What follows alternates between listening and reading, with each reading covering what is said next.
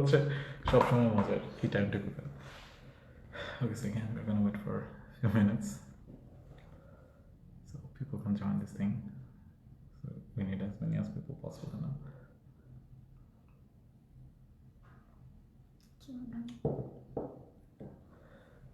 I hope people will join this. Yeah, I can see 2 already. 4. Sugar?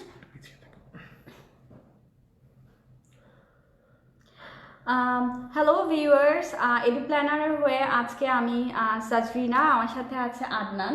আমরা চলে এসেছি IELTS এর খুঁটিনাটি টিপস আপনাদের সাথে শেয়ার করার জন্য। প্রথমে আমরা একটা জিনিস ক্লিয়ার করে বলতে চাই, আমরা দুজনের কেউই আইএলটিএস এর এক্সামিনার কিন্তু না, ঠিক আছে? প্রফেশনাল এক্সামিনার আমরা না, আমরা আমাদের নিজেদের এক্সপিরিয়েন্স সাথে আদনানের জন্য আমি যেটা বলতে চাই, ওর খুব ভালো একটা আইএলটিএস স্কোর আছে, ওয়েলকাম। সো সেখান থেকে আমরা চলে এসেছি যে ও কিভাবে এই এত ভালো একটা স্কোর গেইন করলো, সে কি কি টিপস নিজের লাইক প্রিপারেশনে ফলো করেছে, ওখান থেকেই আমরা চলে এসেছি। আর একটা জিনিস যেটা আমাদেরকে খুব কয়েকটা লাস্ট 2-3টা উইক ধরে আমরা দেখছি যে আমাদের ইনবক্সে প্রচুর পরিমাণে মেসেজ আসছে শুধুমাত্র আইএলটিএস নিয়ে। আমার মনে এটা হচ্ছে আপনার জন্য। গত লাইভে আপনি যখন আমার আইএলটিএস স্কোরটা একটা পার্সোনাল ইনফরমেশন সবাইকে জানিয়ে দিয়েছেন, এরপর থেকে মানুষ কিন্তু আমাদেরকে আমার কাছে মনে হয় যে এটা ম্যান্ডেটরি হওয়ার কারণেও এটা অনেকটা হয়ে গেছে, তাই না?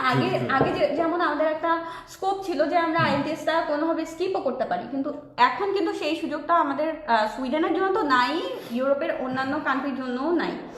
তো সেখান থেকেই আমরা দেখছি যে প্রচুর পরিমাণে রিকোয়েস্ট আসছে, এই জন্যই আমরা একটু তড়িঘড়ি করে তাড়াহুড়া করে আমরা এই লাইভে চলে এসেছি। তো আজকের এই লাইভের মেইন উদ্দেশ্য হলো গিয়ে যারা আইএলটিএস ফোবিয়াতে ভুগছেন, যারা একটু ভয় পাচ্ছেন, যাদের প্রফেশনাল লাইফে একটু বেশি বিজি হয়ে গেছেন, কিন্তু কোনো না কোনোভাবে তারাও চাচ্ছেন যে আইএলটিএস একটা গুড স্কোর আনতে, তাদেরকে একটু মোটিভেট করার জন্য, তাদেরকে একটু সাহস দেওয়ার জন্য, বা কিভাবে আমরা আমাদের ভালো স্কোরটা করেছি, একবারে হয়তো না, হয়তো আমরা কয়েকবার দিয়ে করেছি, এজন্য যারা একবার দিয়েছেন, 2বার দিয়েছেন, ওভাবে স্কোরটা আসে নাই, তারাও যাতে এই লাইভ দেখে একটু মোটিভেটেড হন। তার মানে কিন্তু এই না যে আপনাদের সবাইকে একাধিকবার দিতে হবে, না না, সেটা অবশ্যই না। প্রথমবারে আপনাদের অনেক ভালো স্কোর আসতে পারে। হ্যাঁ, তো আসলে আমাদের আজকে লাইফের মানে মূল উদ্দেশ্যটা এভাবেই ছিল যে আমরা মানে উনি আগে বলে দিয়েছেন আমাদেরকে যে আমরা কেউ প্রফেশনাল এক্সামিনার মানে আমরা কিন্তু কেউ আইএলটিএস এর খাতা চেক করি না, কিন্তু হ্যাঁ আমরা আইএলটিএস ইনস্ট্রাক্টর। আমরা গত 1 বছরে এখানে বেশ কতগুলো সেশন নিয়েছি। তো সেই সেশনগুলোতে আমাদের মেন উদ্দেশ্য ছিল যে কিছু টিপস, কিছু সাজেশন আমাদের নিজেদের অভিজ্ঞতা থেকে। এগুলো কিন্তু আপনারা কোনো বই খাতা বা কোনো এস্টাবলিশ কোচিং সেন্টারে গিয়ে এইসব টিপস পাবেন না, ঠিক আছে? এগুলো আমাদের নিজেদের ইনভেন্টেড, লাইক আমরা পড়তে গিয়ে আমাদের মনে হয়েছে যে হ্যাঁ এই জিনিসটা তো খুব কাজ করছে, বা কিছু কতগুলো এমন আছে একদম এক্সাম হলে আমাদের তখন এমন একটা স্ট্র্যাটেজি কাজ করেছে যেটা হয়তো আমরা নিজেরাও ভাবিনি যেটা কাজ করবে, তো ততটুকু জানানো ইফেক্টিভ। হ্যাঁ, কতটা ইফেক্টিভ। হ্যাঁ হ্যাঁ। সো বেশি কথা না বাড়িয়ে আমরা আসলে চলে যাই। তো আমার একটা কোয়েশ্চেন আছে, আমরা যারা মাস্টার্স করতে আসি বা আসতে চাই, তারা কিন্তু মিনিমাম গ্র্যাজুয়েশনটা কমপ্লিট করা, হোক সেটা Bangla medium background, English medium background, কিন্তু তাদের কিন্তু মিনিমাম গ্র্যাজুয়েশন কমপ্লিট করা। তো আপনার কি মনে হয় যে আমরা কেন এত আইএলটিএস ফোবিয়াতে ভুগি? কেন আমাদের আইএলটিএসটা শুনলেই বলতে গেলে জ্বর উঠে যায় যে আইএলটিএস দিতেই হবে? কেন এটা কেন? এটা একেবারেই সত্যি একটা কথা যে কেন জানি আমাদের, আমি আসলে অন্য দেশের স্টুডেন্টদের কথা ঠিক বলতে পারবো না, কিন্তু আমি আমাদের দেশের স্টুডেন্টদের কথা বলতে পারবো। বেশ একটা ভালো পোর্শনের স্টুডেন্ট যাদের একটা সামান্য একটা ফোবিয়া কাজ করে, যে তারা কেন জানি আইএলটিএসটা একটু অ্যাভয়েড করতে পারলে তাদের জন্য যেন ভালো হতো। হ্যাঁ, কারণ তাদের প্রথম প্রশ্ন এটাই থাকে যে আমাদের কি আইএলটিএস এর জন্য বসতে হবে কিনা, বা আমাদের কি আইএলটিএস লাগবে কিনা। তো আমি যদি আসলে আজকে যদি ফোবিয়াটা নিয়ে কথা বলতে চাই, তাহলে আমি ঠিক জানি না, আমি নিজের একটু এক্সপিরিয়েন্স শেয়ার করতে পারি যে এটার একটা কারণ এরকম হতে পারে যে আমাদের দেশে ইংরেজি বলতে পারাটা, হ্যাঁ ইংরেজি বলতে পারাটা, খুব ভালোভাবে বলতে পারাটাকে কেন জানি এটার সাথে বুদ্ধিমত্তার একটা কানেকশন মানুষ খুঁজে বের করে। হ্যাঁ, আমি জানি না এটা কিভাবে হয়েছে। আচ্ছা, একেবারে জানি না বা তা না। আমার কাছে এটাও মনে হয় ইউনিভার্সিটিতে যখন আমরা প্রথম ঢুকেছি বাংলা মিডিয়াম থেকে, স্মার্টনেসটাও আমার কাছে মনে হয় যে এই ইংরেজি স্পিকিং দিয়ে। হ্যাঁ, এটা ঝামেলাটা হচ্ছে কি যে এটা তো আসলে এমন হওয়ার কথা ছিল না, তাই না? এটা তো এভাবে হওয়ার কথা ছিল না। একটা মানুষের বুদ্ধিমত্তা বা স্মার্টনেস এটা তো আসলে ইংরেজি বলতে পারার উপরে, শুধু ইংরেজি বলতে পারার উপরে কিন্তু ডিপেন্ড করে না, তাই না?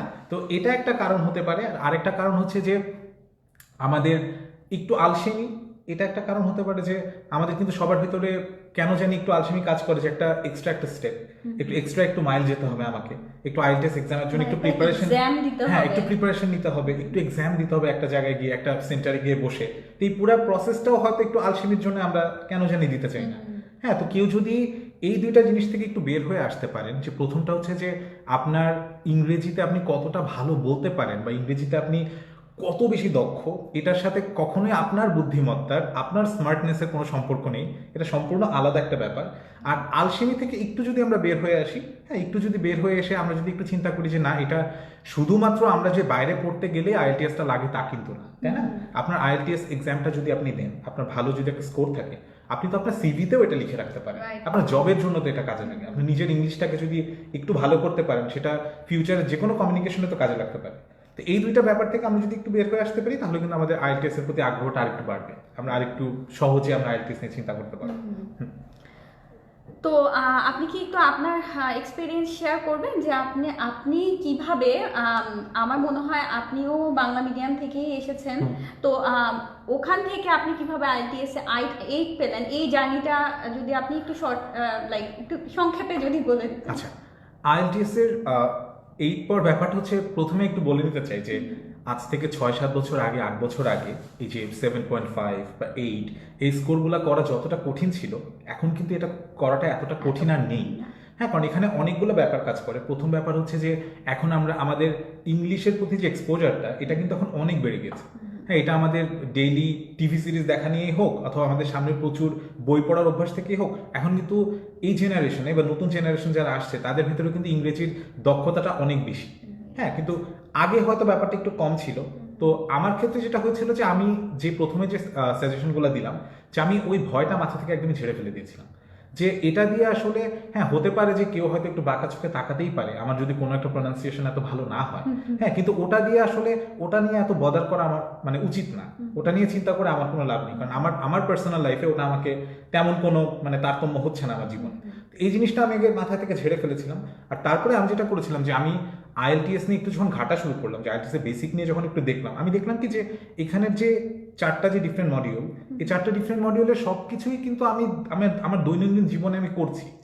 হ্যাঁ, যেমন আমি বলি লিসেনিং এর পার্টটা, লিসেনিংটা আসলে কি, যে আমাকে একটা রেকর্ডিং দেওয়া হবে, আমি এগুলো নিয়ে আরেকটু ডিটেলে যাবো পরে, যে আমাকে একটা রেকর্ডিং দেওয়া হবে, আমার কানে একটা রেকর্ডিং বাজবে, সামনে একটা কোশ্চেন আনসার থাকবে, সেখানে কোশ্চেনগুলো দেখবো, রেকর্ডিং থেকে ইনফরমেশন নিব, আমি সেটা হচ্ছে একটা একটা করে দাগাতে লাগবো।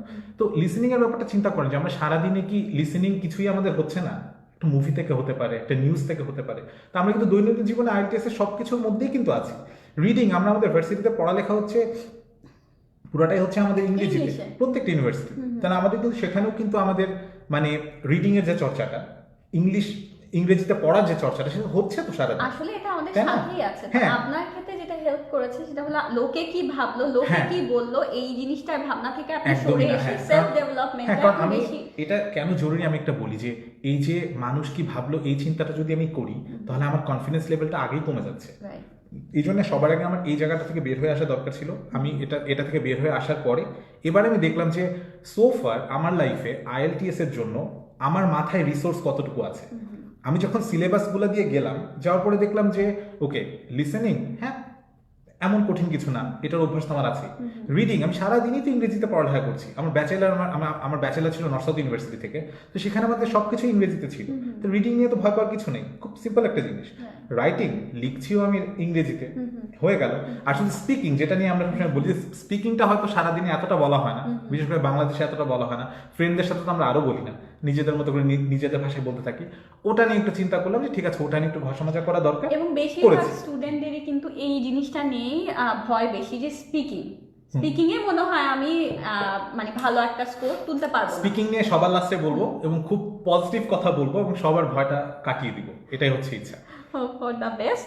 তো আমরা আসলে বেশি কথা না বাড়িয়ে চলে যাই আইএলটিএস এর মেইন মডিউলগুলোতে এবং টিপস যেগুলো আপনি দিতে চাচ্ছেন আচ্ছা, সেগুলোতে চলে যাই। তো ফার্স্টে আমরা লিসনিং নিয়ে কিছু কথা বলি। আপনি কথাটা শুরু করার আগে আমি একটু রিকোয়েস্ট করবো আমাদের ভিউয়ার্সদের যে আপনারা যদি কাইন্ডলি একটু শেয়ার করে দেন লাইভটা, তাহলে অন্যান্য স্টুডেন্টরাও দেখতে পারলো, কারো যদি একটু হেল্প হলো তাহলে আমাদের সাফল্য এই লাইভে। তো আপনারা কাইন্ডলি একটু লাইভটাকে শেয়ার করে দেন, বিভিন্ন গ্রুপে যদি শেয়ার করতে পারেন তাহলে আমাদের জন্য আরো ভালো হবে। কারণ এখানে একটা কথা একটু বলার, যে আমরা যে এডু প্ল্যানার, আমাদের আসলে আগের লাইভগুলোতে, বিশেষ করে একদম ইমিডিয়েট আগের লাইভটাতে আমরা আমাদের পরিচয়টা দিয়েছি যে আমরা আসলে কি করছি। তো ওখানকার পুরো ব্যাপারটাতে কিন্তু আমাদের পুরো সার্ভিসের মধ্যে কিন্তু আসলে এই সার্ভিসটা কিন্তু ছিল না। এই সার্ভিসটা কিন্তু শুধুমাত্র মানুষকে, হ্যাঁ, এটা কিন্তু শুধু মানুষকে উপকার করার জন্য, একেবারে ফ্রি একটা সার্ভিস, শুধু মানুষকে উপকার করার জন্য, যে আমাদের গত 1 বছরের বা তার আগে বা আমাদের একেবারে নিজেদের এক্সপেরিয়েন্স, কেউ যদি একটু মোটিভেটেড হয় যে না, আইএলটিএস এমন কোনো কঠিন কিছু না, আমি নেক্সট উইকে দিয়ে দিব বা আমি নেক্সট মান্থে দিয়ে দিব, সেটাই ছিল উদ্দেশ্য। তো একটু শেয়ার করলে ভালো হয়, অনেক মানুষ এটা জানতে পারবে। তো আমরা চলে যাই লিসনিং এর ব্যাপারটা যদি একটু বলেন খুব সংক্ষেপে, যে আসলে জিনিসটা কি। মনে করেন যে কিছুই জানে না আইএলটিএস এর সম্পর্কে, তারও যাতে আপনার কথা শুনে একটু বুঝে যে আসলে জিনিসটা কি। আচ্ছা, লিসেনিং এর ব্যাপারটা ধরেন আপনি যদি কখনোই আইএলটিএস না দিয়ে থাকেন, আমি যদি এমন একজনকে বলি, তাহলে লিসেনিং খুব সহজে, খুব সোজা ভাষায় বলতে গেলে, যে লিসেনিং পার্টটা এমন যে আপনি আপনার এক্সাম হলে যখন বসবেন, আপনার কানে একটা হেডফোন থাকবে, সেই হেডফোনে একটা রেকর্ডিং বাজতে থাকবে। রেকর্ডিংটা কয়টা বা কি আমি আরেকটু ডিটেলে বলবো। সেই রেকর্ডিং থেকে আপনার সামনে কোয়েশ্চেন যে সেটটা সেটা থাকবে, সেখানে অ্যান্সারগুলো আপনি রেকর্ডিং থেকে শুনে অ্যান্সারগুলো আপনাকে দাগাতে হবে। মানে লিসেনিং এর মেইন বেসিকটা হচ্ছে এখানে, এতটুকু জানতে পারলেই তাহলে আপনি বুঝতে পারবেন যে আসলে লিসেনিংটা কি। আর আপনি যদি লিসেনিং এর আরেকটু ডিটেলে যদি জানতেই চান, আমি যদি বলতেই চাই, তাহলে আরো খুব বেসিক, যে লিসেনিং আসলে 4টা পার্টে থাকে। প্রথম পার্টটা সাধারণত খুব বেসিক রেকর্ডিং থাকে। হ্যাঁ, এই পার্টটা নিয়ে তেমন একটা কষ্ট হওয়ার কথা না, খুব ডিরেক্ট ইনফরমেশন বলতে থাকে, মানে রেকর্ডিংয়ে খুব ডিরেক্ট ইনফরমেশন চলতে থাকে। সামনে কোশ্চেন অ্যান্সারেও সেই কোশ্চেনগুলাই থাকে। যেমন হতে পারে যে এখানে কোনো পার্সোনাল ইনফরমেশন, কোনো একটা অ্যাপয়েন্টমেন্টের রেকর্ডিং আপনার মানে কানে বাজছে, হ্যাঁ, যে কেউ একজন আপনাকে ফোন করে আপনার নাম জিজ্ঞেস করছে, আপনার ফোন নাম্বার জিজ্ঞেস করছে। তো এই জিনিসগুলো আপনি রেকর্ডিংয়ে পাবেন, এবং আপনি যখন কোয়েশ্চেনগুলো অ্যান্সার করতে যাবেন, ওখানেও এরকমই থাকে যে ডিরেক্টলি জিজ্ঞেস করা থাকে যে নাম কি ছিল বা ফোন নাম্বার কি ছিল। তো মোট কথা ফার্স্ট পার্টটা খুব ডিরেক্ট কোয়েশ্চেন আনসার। আচ্ছা, তো আপনি তো বলেন 4টা পার্ট, ফার্স্ট পার্টে এরকম থাকে, তো সেকেন্ড, থার্ড, ফোর্থ পার্ট। আচ্ছা, একটা কথা বলতে ভুলে গেছি, যে রেকর্ডিং এর সাথে আমার সামনে যে কোশ্চেন অ্যান্সারগুলো থাকে, সেগুলো ইউজুয়ালি এমসিকিউতে থাকে অথবা ফিল ইন দ্য ব্ল্যাঙ্কসে থাকে। এটা ডিপেন্ড করে, কোনো কোশ্চেন সেটে হয়তো এমসিকিউ বেশি থাকতে পারে, কোনো কোশ্চেন সেটে ফিল ইন দ্য ব্ল্যাঙ্কস বেশি থাকতে পারে, কোনো কোশ্চেন সেটে মিক্স থাকতে পারে, কিন্তু এটা কোনো ধরা বাঁধা নিয়ম নেই। আচ্ছা, সেকেন্ড পার্টটাও মোর অর লেস সেম, খুব ডিরেক্ট রেকর্ডিং, খুব ডিরেক্ট অ্যান্সার রেকর্ডিং এর ভেতরে, এবং ওখান থেকে আমাকে অ্যান্সারগুলো পিক করে সামনে আমার যে কোশ্চেন সেট, সেখানে আমার অ্যান্সারগুলো লিখতে হবে। কিন্তু সেকেন্ড পার্টে মাঝে মাঝে একটা মজার জিনিস আসে। আচ্ছা, এটাকে মজার বলছি, কিন্তু এটা আসলে মজার না, এটা মাঝে মাঝে খুব বিরক্তিকর। সেটা হচ্ছে মাঝে মাঝে সেকেন্ড পার্টে আমার কোশ্চেন সেটে একটা ম্যাপ থাকে অথবা কোনো একটা ইমেজ থাকে, এবং সেই ইমেজগুলোতে 1 2 3 4 বা ABCD এরকম করে পয়েন্ট আউট করা থাকে, আর আমার রেকর্ডিংয়ে ওই ইমেজের একটা ডেসক্রিপশন থাকে। এই জিনিসটা আমি যতবার প্র্যাকটিস করার সময় এই জিনিসটা আমার কাছে বেশ বিরক্ত লাগতো, কারণ রেকর্ডিং শুনতে ইমেজের দিকে তাকিয়ে ইমেজের বিভিন্ন পয়েন্ট নিয়ে যে ডিসক্রিপশন দিচ্ছে, যেমন আমি একটা এক্সাম্পল দিতে পারি। ধরেন আপনার সামনে একটা স্টেডিয়ামের একটা ইমেজ আছে, স্টেডিয়ামের একটা লেআউট, হ্যাঁ, স্টেডিয়ামের যে ডিফারেন্ট গেটগুলা, বা স্টেডিয়ামের ভেতরে একটা কনসার্ট হচ্ছে, স্টেজটা কোন জায়গায়, গেটগুলা কোন জায়গায়, হ্যাঁ, তারপর সিটিং অ্যারেঞ্জমেন্ট কোন জায়গায়, এগুলা পয়েন্ট আউট করে দেয়া। এবার রেকর্ডিং এ আপনাকে বলছে যে ফার্স্ট একটা ইন্ট্রোডাকশন নিয়ে নেয়, যে এখন আপনারা শুনবেন এটা নিয়ে রেকর্ডিং শুরু হলো, যে এই স্টেডিয়ামটার বর্ণনা, যে আজকে একটা কনসার্ট হচ্ছে এখানে, এই কনসার্টের মেইন গেট হচ্ছে এখানে, সেকেন্ড গেট এখানে, গ্রিন রুম হচ্ছে এখানে, স্টেজ হচ্ছে এখানে, ভিআইপি যে টিকিটগুলো তারা বসবে এখানে, এরকম করে একটা বর্ণনা দিতে থাকে। তো এখানে সমস্যা যেটা হয়, যে আপনি যদি কোনোভাবে কোনো একটা মিস করে ফেলেন, হ্যাঁ, আপনি ইমেজের দিকে তাকিয়ে আছেন, তো দেখা যাচ্ছে যে মাথার ভেতরে হঠাৎ করে একটা কনফিউশন চলে আসে, যে আমি আসলে কি দেখছি আর কি শুনছি। তো এখানে আমার সাজেশন যেটা, যে কোঅর্ডিনেশনটা খুব জরুরি, যে খুব ঠান্ডা মাথায় কোঅর্ডিনেশনটা খুব জরুরি, একটু ঠান্ডা মাথায় চিন্তা করে একটু বোঝার চেষ্টা করা যে আসলে কি হচ্ছে, আমার রেকর্ডিংয়ে কি বলছে আর আমার সামনে কি আছে। তো সেকেন্ড পার্টটা আসলে মোস্ট অফ দ্য কেসে খুব ডিরেক্ট রেকর্ডিং আসে, সেখান থেকে আমরা অ্যান্সার পিক করতে পারি, মাঝে মাঝে এই বিরক্তিকর জিনিসটা আসে। তো সেটার জন্য আমি আলাদা করে বলে দিলাম, যেহেতু আমি আগে বলেছি আমরা হচ্ছে এটাই কিন্তু আমাদের উদ্দেশ্য, তাই না, আমাদের পুরো সেশনটা যে ছোট ছোট ডিফারেন্ট জিনিসগুলো একটু বলা। জিনিসগুলো বলে দেওয়া, আর ওটা আমরা কিভাবে ওভারকাম করেছি ওটাই আপনাদেরকে বলে দেওয়া। তো এইটা তো গেল সেকেন্ড পার্ট। তো থার্ড পার্টটা আর ফোর্থ পার্টটাই আমার কাছে মনে হয় সবাই একটু প্রবলেম ফেস করে, যেটা আমারও হয়েছিল। যেখানে এটাতে সবচেয়ে বড় প্রবলেমটা হয় যে আমি কনফিউজ হয়ে যাই যে আমি কি কোয়েশ্চেনের অ্যান্সারটা পেলাম নাকি পেলাম না। তো সেই ক্ষেত্রে যদি আপনি একটু। আচ্ছা, থার্ড পার্ট আর ফোর্থ পার্টটা বেশ চ্যালেঞ্জিং, কারণ এখানে আসলে আপনাকে চ্যালেঞ্জই করা হচ্ছে। হ্যাঁ, এখানকার রেকর্ডিং গুলা স্বাভাবিক রেকর্ডিং হবে না। এখানকার রেকর্ডিং গুলার ভেতরে কিছু কিছু টেকনিক থাকে, কিছু মানে যারা রেকর্ডিং গুলা আপনার জন্য বানাবে তারা একটু চ্যালেঞ্জ করবে আপনাকে। যেমন এই রেকর্ডিং গুলাতে আমি ফার্স্টেই বলে নিই যে এই রেকর্ডিং গুলার সাথেও আপনার কোয়েশ্চেন সামনে হয় এমসিকিউ থাকে, না হলে ফিল ইন দ্য ব্ল্যাঙ্কসই থাকে, আপনি সেগুলো ফিল আপ করবেন। তো এই রেকর্ডিং গুলাতে যেটা হয় যে ওরা আপনাকে কনফিউজড করার জন্য কিছু টেকনিক ইউজ করে। যেমন আমার এখনো মনে আছে যে আমি যখন প্র্যাকটিস করতাম লিসেনিং, এই থার্ড পার্টে এসে অথবা ফোর্থ পার্টে এসে যেটা আমার হতো যে মাঝে মাঝে এমন হতো যে একটা রেকর্ডিংয়ে আমি প্রথম কোশ্চেনটা অ্যান্সার করলাম, সেকেন্ড কোশ্চেনটা অ্যান্সার করলাম, থার্ড কোশ্চেনের জন্য আমি রেডি যে আচ্ছা এই ইনফরমেশনগুলো আমার লাগবে, আমি রেকর্ডিংয়ে ওয়েট করছি যে এই টাইপের ইনফরমেশনগুলো কখন আসবে, ওয়েট করছি রেকর্ডিংয়ে বলছে অনেকক্ষণ ধরে বলছে, কিন্তু আমার এই অ্যান্সারটা আমি কোনোভাবে কিন্তু পাচ্ছি না। তখন কিন্তু মানে আমরা কনফিউজ যে আচ্ছা এটা কি আমরা হারিয়ে ফেললাম নাকি নেক্সট কোশ্চেনে চলে যাব। তখন এই জিনিসটা, এই কনফিউশনটা থেকে বের হয়ে আমাদেরকে একটু কনফিডেন্ট হতে হবে যে না, এই রেকর্ডিংয়ে আমি আসলে অ্যান্সারটা মিস করিনি, এখন পর্যন্ত মিস করিনি। ওরা আসলে আপনাকে কনফিউজ করার জন্যই হয়তো কিছু আবোল তাবোল কথা, কিছু মিনিংলেস কথা রেকর্ডিংয়ে বলছে, একটু কিছুক্ষণ পরে গেলেই কিন্তু আপনি আবার অ্যান্সারটা পেয়ে যাবেন।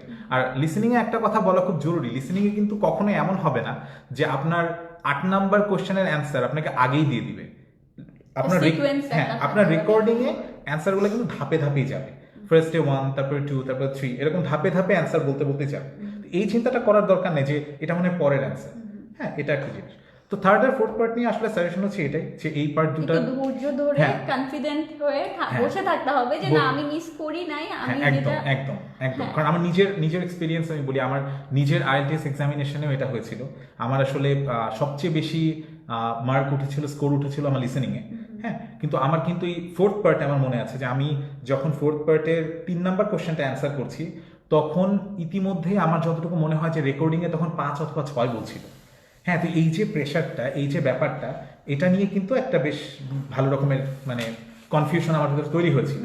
কিন্তু ওখান থেকে বের হওয়ার জন্য আমি যেটা করেছিলাম যে আমার ওই যে কনফিডেন্স লেভেলটা ছিল যে না আমি ছাড়বো না, আমি আমার যে প্ল্যানটা ছিল আমি মিস করি নাই, আমি যেটা শুনেছি এটাই ঠিক আছে। আচ্ছা, তো এখন যেটা করি যে আমরা হচ্ছে একটু লিসেনিং এর একটু টিপসগুলো একটু একবারে দিয়ে দিই, কারণ মেইনলি উদ্দেশ্য এটাই যে টিপসগুলো যদি ভালো করে দিতে পারি তাহলে এটা হচ্ছে। তো লিসেনিং এর স্কোরটা বাড়ানোর জন্য প্রথম বেসিক টিপস যেটা, সেটা হচ্ছে যে আমাদের জেনারেল লিসেনিং স্কিলটা একটু বাড়ানো।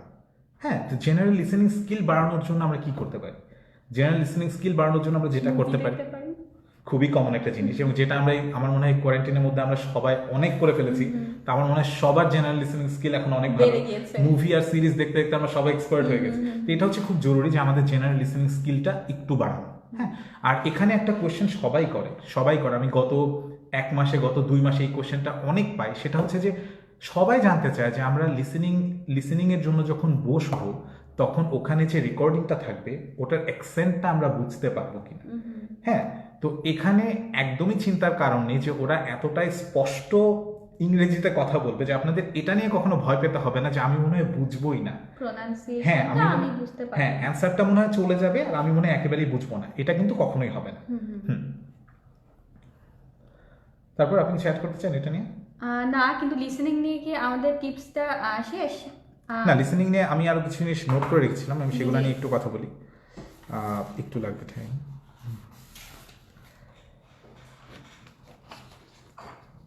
আচ্ছা, সেকেন্ড যে ব্যাপারটা সেটা হচ্ছে যে আমি যেটা খুব ইম্পর্টেন্ট একটা জিনিস সবাইকে জানানোর জন্য রেডি হয়েছিলাম আজকে, সেটা হচ্ছে যে লিসেনিংয়ে যখন একটা কিছু চলে, যখন একটা রেকর্ডিং চলে, সেই রেকর্ডিংটায় সেই লিসেনিংয়ের সেই পার্টটাই ভালো করার জন্য আমরা যদি একটু সিনারিওটা একটু চিন্তা করে নিই না, একটু যদি কল্পনাতে একটু চিন্তা করে নিই যে আসলে মানে সিনারিওটা কেমন। ধরেন লিসেনিং এর রেকর্ডিং এ আপনাকে বলছে যে একটা 1-to-1 কনভারসেশন হচ্ছে, হ্যাঁ, একটা কনভারসেশনের রেকর্ডিং হচ্ছে, সেখানে একটা প্রফেসরের সাথে একটা স্টুডেন্টের একটা আলাপ হচ্ছে। হ্যাঁ, তো আপনি যদি ঠিক সেই জায়গাটাতে নিজেকে নিয়ে যান যে প্রফেসর আসলে আমার সাথে কথা বলছে, আপনি একটা ক্লাসরুম চিন্তা করতে পারেন, কারণ রেকর্ডিং ইউজুয়ালি বলে দেয় যে জায়গাটা কোথায়, প্লেসটা কোথায়, এগুলো কিন্তু বলে দেয়। তা আপনি যদি সেই জায়গাটা একটু নিজেকে চিন্তা করতে পারেন তাহলে কিন্তু আপনাকে একটু হেল্প করবে। কারণ আপনি যখন চিন্তা করবেন যে একটা ইউনিভার্সিটির একটা ক্লাসরুমে বসে একটা কনভারসেশন হচ্ছে, তখন কিন্তু মানে সামনের লাইনগুলা আগে থেকে একটু এক্সপেক্ট করা যায়, হ্যাঁ, একটু গেস করা যায় যে আচ্ছা একটু একাডেমিক কথাবার্তা হবে, হ্যাঁ, একটু পড়ালেখা নিয়ে কথা হবে। এই পার্টটা মনে হয় আমার মনে হয় যে এটা খুব হেল্প করে, কারণ আমার নিজেকেও এটা অনেক বেশি হেল্প করবে। এটা হচ্ছে অনেকটা বই পড়ার মতো। আমরা যখন বই পড়ি, আমি যখন ছোটবেলায় 3 গোয়েন্দা পড়তাম তখন কিন্তু সেম জিনিসটাই করতাম যে আমি কিন্তু হ্যাঁ পাওয়ারটা একটু যদি ডেভেলপ হয়, হ্যাঁ আমি কিন্তু কল্পনা করতাম যে আমি ওদের সাথে আছি, তখন কিন্তু এটা অনেক বেশি হেল্প করে। লিসেনিং এই জিনিসটা খুব জরুরি, এটা হচ্ছে খুবই বেশি মানে জরুরি। আর লিসেনিং আরেকটা জিনিস হচ্ছে যে অ্যাটেনশনটা খুব ইম্পর্টেন্ট, কারণ লিসেনিং একমাত্র পার্ট যেখানে আপনাকে মাল্টিটাস্ক করা লাগছে। যে আপনি রেকর্ডিং শুনছেন, আপনি হাতে পেন্সিল নিয়ে বা কলম নিয়ে আপনি সামনে কোশ্চেন অ্যান্সার আপনার সামনে, হ্যাঁ, আপনাকে কোশ্চেন পড়তে হচ্ছে, আপনাকে রেকর্ডিংটা শুনতে হচ্ছে, এবং অ্যাট দ্য সেম টাইম আপনাকে কিন্তু অ্যান্সারও করতে হচ্ছে। এই যে পুরো ব্যাপারটা, এই যে মাল্টিটাস্কিংটা, এটা যদি পুরো অ্যাটেনশনটা না থাকে তাহলে কিন্তু মাল্টিটাস্কিংটা ভালো হয় না। তো অ্যাটেনশনটা হচ্ছে খুব জরুরি। এখানে আমার একটা কোয়েশ্চেন আছে, সেটা হলো গিয়ে সামহাউ আমি বুঝতে পারলাম যে আমি আসলে মিস করেছি, সেই ক্ষেত্রে আপনার টিপসটা কি? যে মনে করেন আমি 3 নাম্বার কোয়েশ্চেনটা আমি বুঝতে পেরেছি যে আমি মিস করেছি, কিন্তু আমি আসলে কয়টা যে মিস করেছি আই হ্যাভ নো আইডিয়া। আচ্ছা, এখানে আমি যেটা বলতে পারি যে লিসেনিং এ আমি যেটা করতাম যে আমি সবসময় যখন লিসেনিং এর একটা রেকর্ডিং শুরু হওয়ার আগে ওরা কিন্তু কিছু ইনস্ট্রাকশন দেয়। সেই ইনস্ট্রাকশন দেওয়ার সময়টুকুতে আমি একসাথে 2টা 3টা বা 4টা কোয়েশ্চেন আগেই পড়ে নিতাম। হ্যাঁ, তো এতে করে যেটা হতো যে রেকর্ডিং শুরু হওয়ার আগেই আমার কিন্তু একটা ধারণা ছিল সামনে 4টা কোয়েশ্চেন কি বা সামনে কি আসছে। এতে করে আমার এই কনফিডেন্সটা থাকতো যে একে তো আমি মিস করব না, আমি সবগুলো ধাপে ধাপে শেষ করতে করতে যাব। আর যদি আমি মিস করিও, যেহেতু আমি একই সাথে অনেকগুলো কোয়েশ্চেন পড়ে রেখেছি, তা আমার মাথায় কিন্তু সেই জিনিসটা থাকে যে আচ্ছা, তার মানে হঠাৎ করে দেখছি 4 নাম্বার কোয়েশ্চেনের আশেপাশে রেকর্ডিং চলছে, তার মানে আমি 3 নাম্বার পার হয়ে গেছে, ওটা নিয়ে আর তখন বদার করি না। তো এটাই বললাম যে আসলে আইএলটিএস এর লিসেনিংটা হচ্ছে পুরোটাই মাল্টিটাস্কিং, তো এখানে মাল্টিটাস্কিংটা খুব ইম্পর্টেন্ট। যদিও এই জিনিসটা 1 আর 2 পার্টে খুব ইজি, কিন্তু 3 আর 4 পার্ট, 3 and 4 নিয়ে এই প্রবলেমটা বেশি হয় যে আসলে মিস করেছি কি করি নাই, যদি করে ফেলি তখন কি করব, যদি না করি তখন ধৈর্য ধরে কি বসে থাকবো না, এই জায়গাটাতে একটা কনফিউশন আছে। হ্যাঁ, যেটা আমি বললাম যে এটা মাল্টিটাস্কিং, এখানে হচ্ছে প্রচন্ড টেনশন নিয়ে থাকা উচিত। আর মাল্টিটাস্কিং, আর সত্যি কথা বলতে কি যে মাল্টিটাস্কিং শিখতে হলে যেটা করতে হবে বাসায় প্র্যাকটিস করতে হবে। হ্যাঁ, কারণ রিডিং বা রাইটিং এগুলো হচ্ছে সহজ, এখানে খুব স্ট্রেট যে আপনার সামনে কিছু টাস্ক সেটা অনুযায়ী আপনি করে যাবেন। লিসেনিংটা কিন্তু সবচেয়ে বড় কথা, হ্যাঁ, আমি যেমন আমি ফার্স্টে বলছিলাম যে আমরা হচ্ছে আমাদের সবকিছু মানে আইএলটিএস এর সবকিছু আমাদের দৈনন্দিন জীবনে কিন্তু হচ্ছে, কিন্তু লিসেনিংটা কিন্তু ঠিক এভাবেও হচ্ছে না। আমি কিন্তু ঠিক হেডফোন কানে দিয়ে একটা রেকর্ডিং শুনতে শুনতে আমি কিন্তু কোনো কিছু লিখছি না। তো এই লিসেনিং পার্টটা একটু আমার কাছে একটু সফিস্টিকেটেড এবং একটু মজার। হ্যাঁ, এটা কিন্তু সারা আমাদের দৈনন্দিন জীবনে কিন্তু এটা হচ্ছে না। তো এই জন্য এখানে একটু বাসায় বসে একটু প্র্যাকটিস করা, একটু শেখার একটা ব্যাপার সবসময় থেকেই যায়। আর আরেকটা ব্যাপার যদি আমি যেটা লিখে রেখেছিলাম যে ওনাদের জন্য, সেটা হচ্ছে যে লিসেনিং এ একটা কাজ সবাই করে। লিসেনিং এ একটা ইনফরমেশন দিতে আমি ভুলে গেছি যে লিসেনিং পার্টটাতে একমাত্র পার্ট যেখানে আপনাকে এক্সট্রা 10 মিনিট দেওয়া হবে আপনার অ্যান্সারগুলোকে কোশ্চেন শিট থেকে অ্যান্সার শিটে ট্রান্সফার করার জন্য। আর কোনো পার্টে কিন্তু এই সুযোগটা নেই, অন্য পার্টগুলোতে ডিরেক্ট অ্যান্সার লিখতে হয়। তো এখানে ওই টেনশনটা একটু কম থাকে যে আমার অ্যান্সারটা এখনই লিখতে হবে, যেহেতু এক্সট্রা 10 মিনিট সময় দেওয়া হবে আপনাকে অ্যান্সারটা ট্রান্সফার করার জন্য। কিন্তু অনেকে যেটা করেন যে অ্যান্সারটা খুব দ্রুত লিখে ফেলেন। লিসেনিংয়ে এটা একেবারেই করা যাবে না, অ্যান্সারটা খুব দ্রুত লেখা যাবে না, একদম শিওর না হয়ে লেখা যাবে না। একটু মনোযোগ দিয়ে শুনতে হবে, একটু ধৈর্য ধরে জানতে হবে, তারপরে অ্যান্সারটা লিখতে হবে। বিশেষ করে পার্ট 3 and 4 এর যেমন কনফিউজিং কিছু, যেমন অনেক সময় এমন হয় যে ধরেন আপনাকে কোনো একটা ইনফরমেশন দিচ্ছে, হ্যাঁ, ফর এক্সাম্পল আপনাকে এই বছর সুইডেনে কতগুলো স্টুডেন্ট এসেছে সেটার একটা স্ট্যাটিস্টিক নিয়ে ধরেন আপনি একটা রেকর্ডিং শুনছেন। তো সেটা নিয়ে শুরুতে আপনাকে বললো যে গত বছর স্টুডেন্ট এসেছে এতজন, এবছর অ্যাপ্লাই করেছিল এতজন, এবছর আসার কথা ছিল এতজন, কোভিডের জন্য এতজন বাদ গিয়েছে এবং ফাইনালি এতগুলো স্টুডেন্ট আসতে পেরেছে। এখন দেখেন এই 4টা লাইনেই কিন্তু কতগুলো হ্যাঁ সুইডেনে স্টুডেন্ট নিয়ে একটা স্ট্যাট দিচ্ছে, একটা নাম্বার দিচ্ছে। আপনি যদি শুরুতেই খুব স্ট্রেসড আউট থাকেন, আপনি যদি আগেই যদি অ্যান্সারটা লিখে ফেলেন, তাহলে কিন্তু ওখান থেকে ভুল হয়ে যাবে, কারণ একেবারে অ্যাকচুয়াল অ্যান্সারটা কিন্তু আপনাকে সবার লাস্টে এসে দিচ্ছে। তো অ্যান্সার খোঁজার ক্ষেত্রে একদমই তাড়াহুড়া করা যাবে না। অ্যান্সার খোঁজার ক্ষেত্রে খুব ঠান্ডা মাথায় পড়ে রেকর্ড একটু শুনতে হবে, একটু বসে থেকে একটু শুনে তারপর অ্যান্সারটা করতে হবে। আচ্ছা, তো আমার মনে হয় আপনি লিসনিং এর পুরোটাই কভার করে ফেলেছেন। আমরা কি এখন রিডিং এ যেতে পারি? একটা ছোট্ট একটা টিপস, সেটা হচ্ছে যে লিসেনিং এ আপনার যদি লাস্টে যদি সময় থাকে, তাহলে অ্যান্সার যদি আপনার মানে আমরা যেটাকে বলি যে একেবারে আন্দাজেও যদি দু একটা অ্যান্সার দেওয়ার ইচ্ছা থাকে সেটা দিতে পারেন, কিন্তু আইএলটিএস এ কিন্তু কোনো নেগেটিভ মার্কিং নেই। এই ক্ষেত্রে আমার কাছে মনে হয় যে ইমাজিনারি পাওয়ারটা এটা খুবই কাজে লাগবে। মনে করেন আমি মিসই করেছি, ঠিক আছে, কিন্তু তারপরেও মনে করেন ওই 10 মিনিটে আমি বুঝতে পারছি যে এই দুইটা অ্যান্সার না আমি মিস করেছি এবং এখন তো আর কোনো সুযোগই নাই যে আমি আবার শুনতে পারবো। সেই ক্ষেত্রে আপনি যেটা বলেছিলেন ফার্স্টে যে ইমাজিন যদি আমি করতে পারি তাহলে কিন্তু আমাদের অনেক হেল্প হয়ে যাবে। আচ্ছা, এটা মনে হয় এই ধরনের কথাবার্তাই হয়তো বলতে পারে। তো সেই ক্ষেত্রে ইমাজিনারি পাওয়ারটা আসলে ডেভেলপ করা অনেক বেশি ইম্পর্টেন্ট। আচ্ছা, আরেকটা কথা বলতে চাচ্ছিলাম যে এখন আইএলটিএস এর রেজিস্ট্রেশন নিয়ে, এটা হচ্ছে বাংলাদেশে মেইনলি দুইটা জায়গা থেকে মানুষ পড়ে, একটা হচ্ছে আইডিপি থেকে আর একটা হচ্ছে ব্রিটিশ কাউন্সিল থেকে। আমি রিসেন্টলি খোঁজ নিয়ে দেখেছি যে আইডিপি তে রেজিস্ট্রেশন পুরো চালু এখন। আমি ব্রিটিশ কাউন্সিলটা ঠিক জানি না। এটা হচ্ছে আপনারা যদি আমাদের পেজে যদি নজর রাখেন তাহলে হয়তো আমরা ফিউচারে খুব দ্রুত এটার মানে ডিটেল ইনফরমেশনগুলো আপডেট করতে পারবো।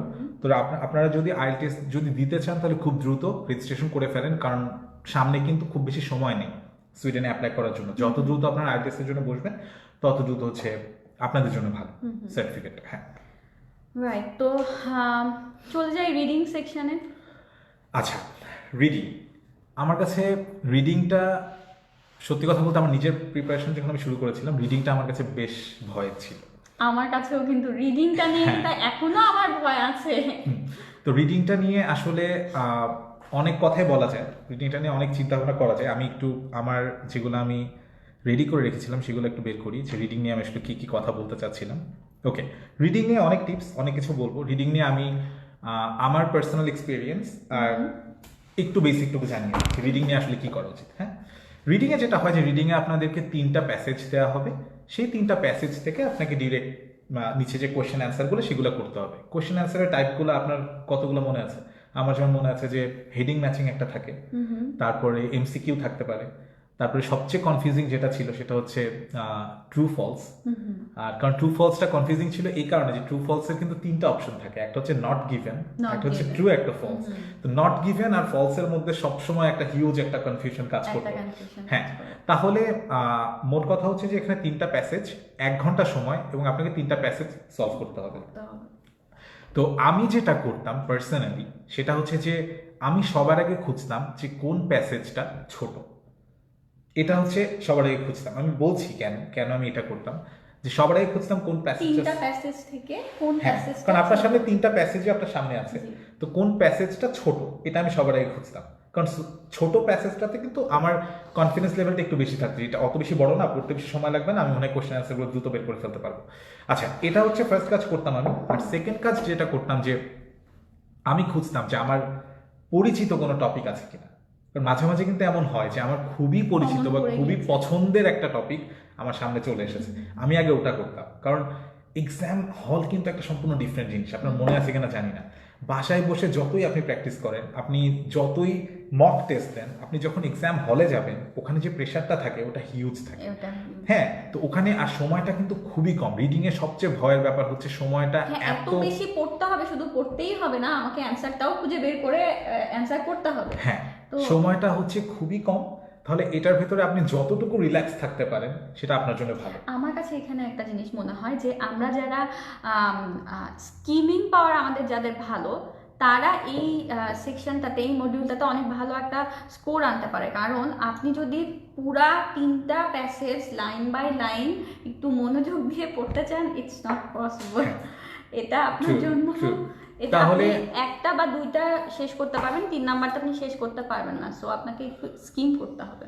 আচ্ছা, তাহলে প্রথমে যেটা যে টিপসগুলো এগুলাই, যে পরিচিত টপিক খোঁজা, সবচেয়ে ছোট প্যাসেজটা খোঁজা, কারণ মাত্র 1 ঘন্টা সময় 3টা সলভ করতে হবে। এটা হচ্ছে, কারণ আমার এখনো মনে আছে যে আমি যখন আমার যে 3টা প্যাসেজ ছিল এটার মধ্যে আমি খুবই কমন টপিকে খুব ছোট্ট একটা প্যাসেজ পেয়েছিলাম।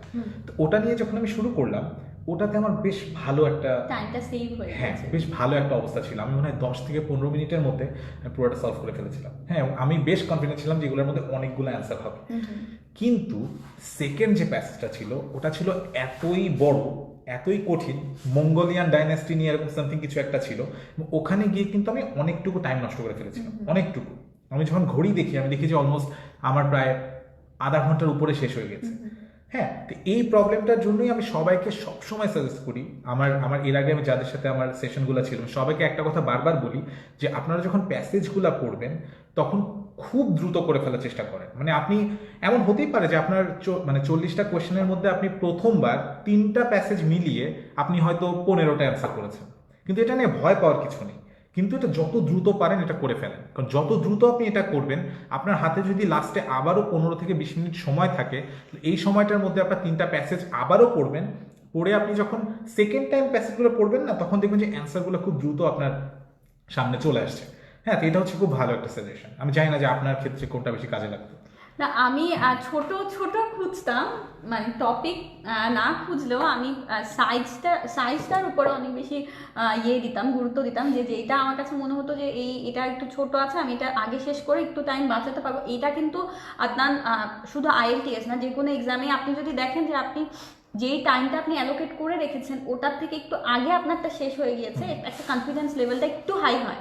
আর আপনি যদি দেখেন যে আপনার যেটা অ্যালোকেট টাইম আছে ওইটা থেকে আপনি 1 মিনিটও বা 2 মিনিটও বেশি নিয়ে নিয়েছেন, তাহলেই কিন্তু কনফিডেন্স লেভেল ওখানেই একটু লো হয়ে গেল।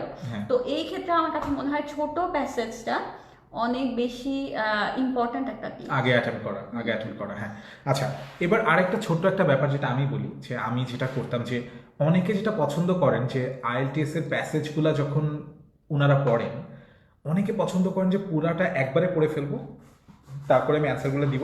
আবার অনেকে এটা প্রেফার করেন যে আমি ধাপে ধাপে পড়তে পড়তে যাব, তারপরে অ্যান্সার করবো। আমি পার্সোনালি যেটা প্রেফার করতাম যে আমি একটু একটু করে পড়তাম। আমি একটা প্যারাগ্রাফ পড়তাম, পড়ে আমি ওখান থেকে কোনো অ্যান্সার আমার নিচে আছে কিনা সেটা আমি খুঁজতাম। তারপরে আমি আবারও আরেকটা প্যারাগ্রাফ পড়তাম, আবার একটু নিচে খুঁজতাম। কারণ IELTS এর একটা মজার ব্যাপার এইটাই যে এরা সবসময় সিকোয়েন্সটা ফলো করে। হ্যাঁ, কখনোই ওরা Exactly. লাস্টের প্যাসেজ থেকে অ্যানসার 1 নম্বরে দিবে হ্যাঁ, না। কখনো না। হ্যাঁ, এই ক্ষেত্রে কিন্তু হ্যাঁ, এটা খুবই খুব একটা হ্যাঁ ইউজফুল। এটা আমি বলতে চাচ্ছিলাম, এটা হচ্ছে খুবই। তো এই জন্য আপনাদের যেটা সুবিধা হয়, আপনারা যদি মনে করেন যে আমি হচ্ছে ধাপে ধাপে একটু একটু করে পড়ে পড়ে যাব, তাহলে আপনারা সেটা করতে পারেন, অথবা আপনারা পুরাটা একবারে করতে পারেন। আচ্ছা, মাঝখানে একটু বলে নিই যে যারা কোয়েশ্চেন করছেন, আমরা খুব দ্রুত কোয়েশ্চেন অ্যান্সারগুলো আবার নিয়ে চলে আসবো, মানে পরে আর একটু পরে একটু বেসিকটুকু বলে নিই একটু সবাইকে। বেসিক বলে তারপর আমরা কোয়েশ্চেনে চলে যাব, তারপর আপনাদের সবার কোয়েশ্চেনের অ্যান্সার করা হবে। একটু ধৈর্য ধরে থাকেন। আচ্ছা, তাহলে এবার রিডিং এর আপনি কোনো টিপস দিতে চান রিডিং এ, যে আপনার পার্সোনাল এক্সপেরিয়েন্স থেকে? আমি পার্সোনাল এক্সপিরিয়েন্স আমার যেটা ছিল, আমার কাছে মনে হতো প্যাসেজ 3 যেটা, সেটা আমার কাছে সবসময় ভয়ের মনে হতো। ওটা যতই শর্ট হোক আমি ওটা লাস্টে অ্যান্সার করতাম, কারণ আমার কাছে মনে হতো এটা সবচেয়ে কমপ্লিকেটেড একটা প্যাসেজ।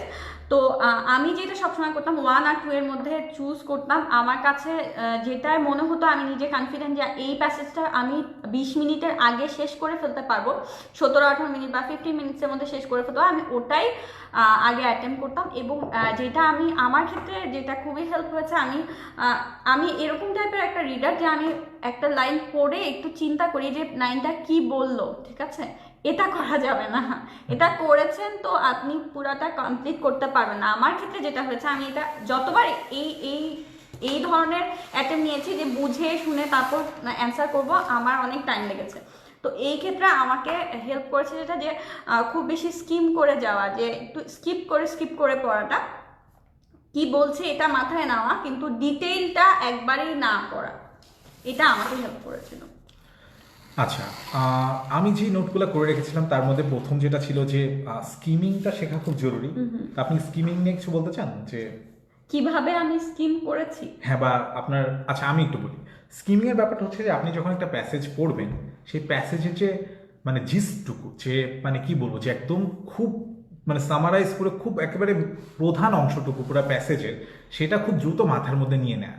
এটা হচ্ছে এটা মনে হয় আমার কাছে টপিক থেকেই আমার একটা আইডিয়া হয়ে যাওয়া উচিত যে এই প্যাসেজে এই সব জিনিসপত্র বলবে। হ্যাঁ, এটা হচ্ছে একটা ইম্পর্টেন্ট একটা জিনিস যে স্কিমিংটা রিডিং এর জন্য খুব ইম্পর্টেন্ট, যে আপনি যত দ্রুত স্কিমিংটা শিখে যাবেন তাহলে তত দ্রুত আপনাকে আইএলটিএস এর রিডিং পার্টগুলো অ্যান্সার করতে আপনাকে মানে হেল্প করবে।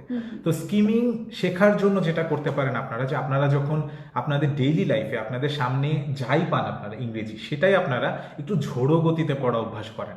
মানে এত ডিটেল খুঁটিনাটি পড়াটা অভ্যাস না করে আপনি চিন্তা করেন যে আপনি সামনে আইএলটিএস এক্সামিনেশনের জন্য বসবেন, এই জন্য খুব ঝোড়ো গতিতে, মানে একেবারে আধা পেজের একটা প্যাসেজ বা একটা প্যারাগ্রাফ আপনি 10-15 সেকেন্ডে 20 সেকেন্ডে পড়ে ফেলার চেষ্টা, বা 30 সেকেন্ডে পরে যা বুঝেছি, হ্যাঁ। এমন না যে পুরাটাই আমাকে ডিটেইলে বুঝতে হবে, কিন্তু এমন যাতে হয় যে কি বলেছে আমি 30 সেকেন্ডে ওই পুরাটা আমি আমার মাথায় চলে এসেছে যে এইগুলা জিনিস এখানে থাকতে পারে বা আছে। হ্যাঁ, তো এই জিনিসটা যদি আপনি খুব দ্রুত রপ্ত করে ফেলেন, এই জিনিসটা এটা নিয়ে যদি আপনি খুব কনফিডেন্ট হন যে আমি যে কোনো প্যাসেজ খুব দ্রুত পড়ে ফেলতে পারি, তাহলে কিন্তু আইএলটিএস এর এক্সামিনেশনে, মেইন এক্সামিনেশনে রিডিং পার্টটাতে আপনার খুব ভালো স্কোর করার পসিবিলিটি অনেক বেশি। এটা একটা। আচ্ছা, এরপরে যেটা আমি খুব ইম্পর্টেন্ট একটা জিনিস নোট করে রেখেছিলাম, আমি এই কথাটা সবাইকে বলি, সবাইকে, যখনই কেউ আমাকে জিজ্ঞেস করে, যখনই আমার কোনো সেশন থাকে, আমি সবাইকে এই কথাটা বলি যে এই অভ্যাসটা যদি কেউ করতে পারে রিডিং অনেক ভালো স্কোর আসে। সেটা হচ্ছে যে আন্ডারলাইন করা ইম্পর্টেন্ট কিওয়ার্ডসগুলো। শুধু আন্ডারলাইন না, আমি যেটা করতাম যে আমি শুরুর দিকে আন্ডারলাইন করতাম, পরে আমি রীতিমতো ছোট ছোট নোট করে রাখতাম, 1 ওয়ার্ডের বা 2 ওয়ার্ডের নোট আমার পুরো প্যাসেজের চারিপাশে ছোট ছোট নোট থাকতো।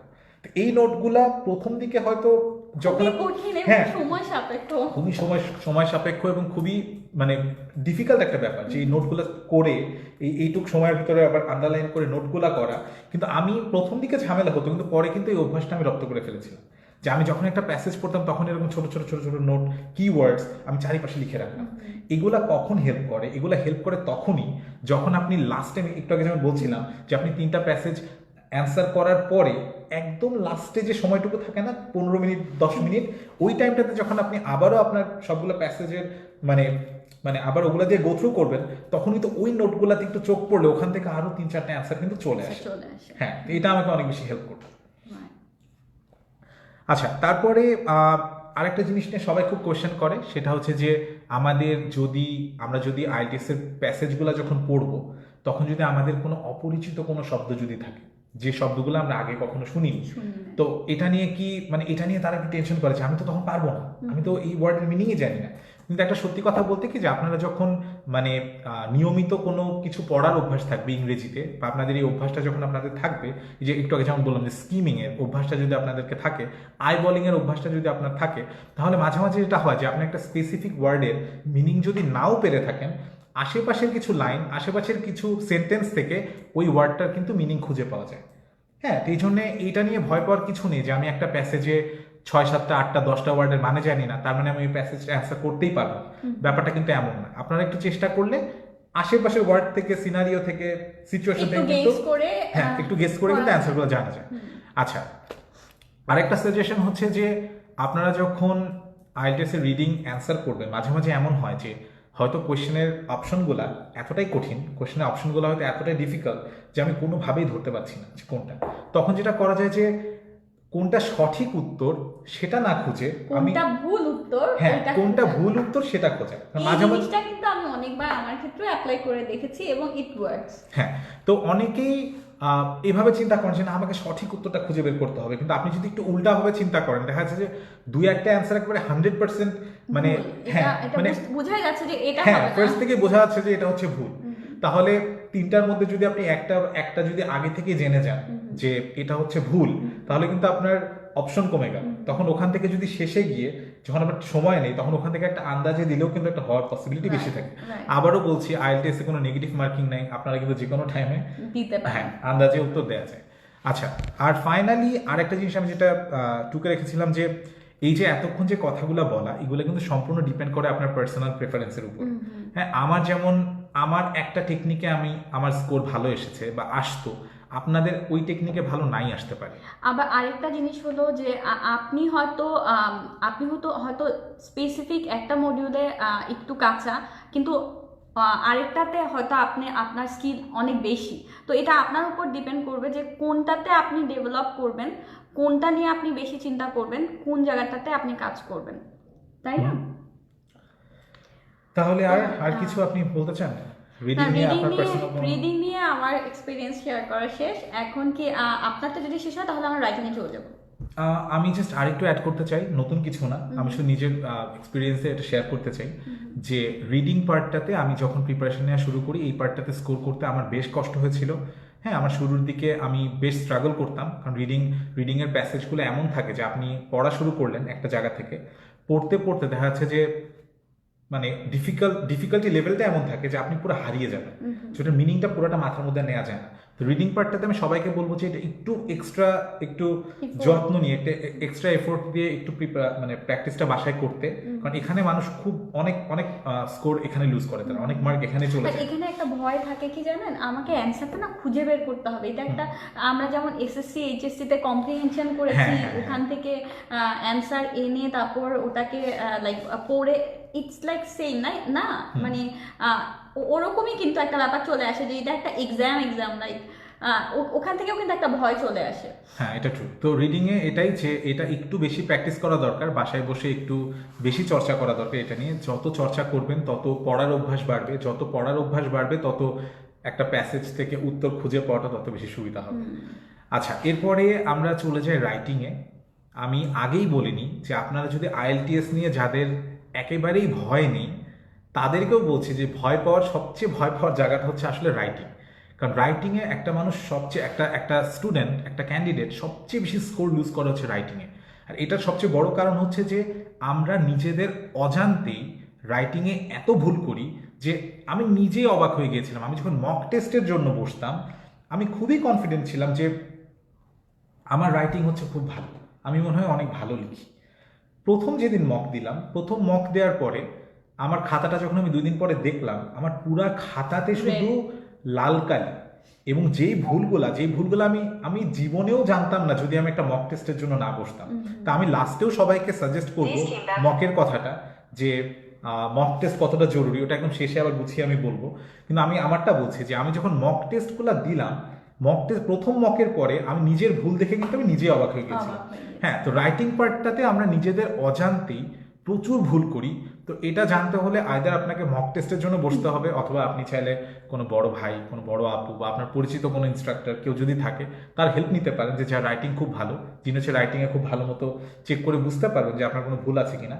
এটা কিন্তু খুব জরুরি। এটা কি আপনার মনে হয় যে রাইটিংটার জন্য শুধুমাত্র গ্রামারে আমাদের কনসেন্ট্রেট করা উচিত, নাকি আমাদেরকে ভোকাবুলারি বাড়ানো উচিত? কোন জিনিসটা? আমি রাইটিং এর জন্য ভোকাবুলারি নিয়ে একদম চিন্তা করতে বলবো না, কারণ আমি দেখেছি অনেক স্টুডেন্ট আছে যারা অনেক কঠিন কঠিন ওয়ার্ড শিখে ফেলে শুধুমাত্র রাইটিং এ একটু ভালো একটা স্কোর আনার জন্য, যেসব ওয়ার্ড আসলে ইউজও করা হয় না, কিন্তু তারা ওইসব সিনোনিম শিখে ফেলে। আমি এটা একদমই সাজেস্ট করবো না, কারণ ওটা হচ্ছে কারণ এখানে কিন্তু আমরা একটা কনসেপ্ট ভুল করি যে এই টেস্টটা কিন্তু আপনি কতটা নলেজেবল এটার জন্য না, এই টেস্টটা এইটার জন্য যে আপনি ইংলিশে কমিউনিকেট করতে পারছেন কিনা, বুঝতে পারছেন কিনা। আপনি রাইটিংয়ে অনেক কঠিন কঠিন ওয়ার্ড যদি দেন তাহলে আপনি ভালো মার্কস পাবেন, তেমন কিন্তু ব্যাপার না, কিন্তু আপনার রাইটিংটা যদি স্ট্যান্ডার্ড হয়। তো রাইটিং এর বেসিক নিয়ে কথা বলতে গেলে রাইটিং এর 2টা পার্ট থাকে, পার্ট 1 আর পার্ট 2। তো পার্ট 1, রাইটিং এর পার্ট 1-এ যেটা থাকে যে একটা ফিগার দেয়া থাকে, একটা ডায়াগ্রাম দেয়া থাকে। হ্যাঁ, এটা বার চার্ট হতে পারে, এটা পাই চার্ট হতে পারে, বা লাইন চার্ট হতে পারে, সেখানে কিছু নাম্বারস দেয়া থাকে, এবং আপনাকে যেটা করতে হবে যে ওই ফিগারটাকে ডেসক্রাইব করতে হবে। এখন রাইটিংয়ে সবচেয়ে বেশি ভুল মানুষ যেটা করে সেটা হচ্ছে যে সবাই যেটা করে যে একদম ডিরেক্টলি ওই ফিগারটাকে ডেসক্রাইব করে দেয়, যে এখানে এই ফিগারটাতে যদি এটা লাইন চার্ট হয়, যে লাইনটা এখানে উঠেছে, এখানে নেমেছে, নাম্বার এখানে এটা ছিল, কিন্তু আসলে কিন্তু পার্ট 1-এর উদ্দেশ্য এটা না। তারা কিন্তু এটা আশা করছে না, কারণ ওটা তো যে কেউ বলতে পারবে, তাই না? আমি একটা লাইন দেখে বা আমি একটা ডায়াগ্রাম দেখে বা আমি একটা চার্ট দেখে ওখানে নাম্বারগুলো কি, আমি নাম্বারগুলো পড়তে পারি, ওখানে কি হচ্ছে, ওটা তো কঠিন কিছু না। মেইনলি এখানে যেটা করা দরকার যে এখানে আসলে ঘটছেটা কি, এখানে হচ্ছেটা কি।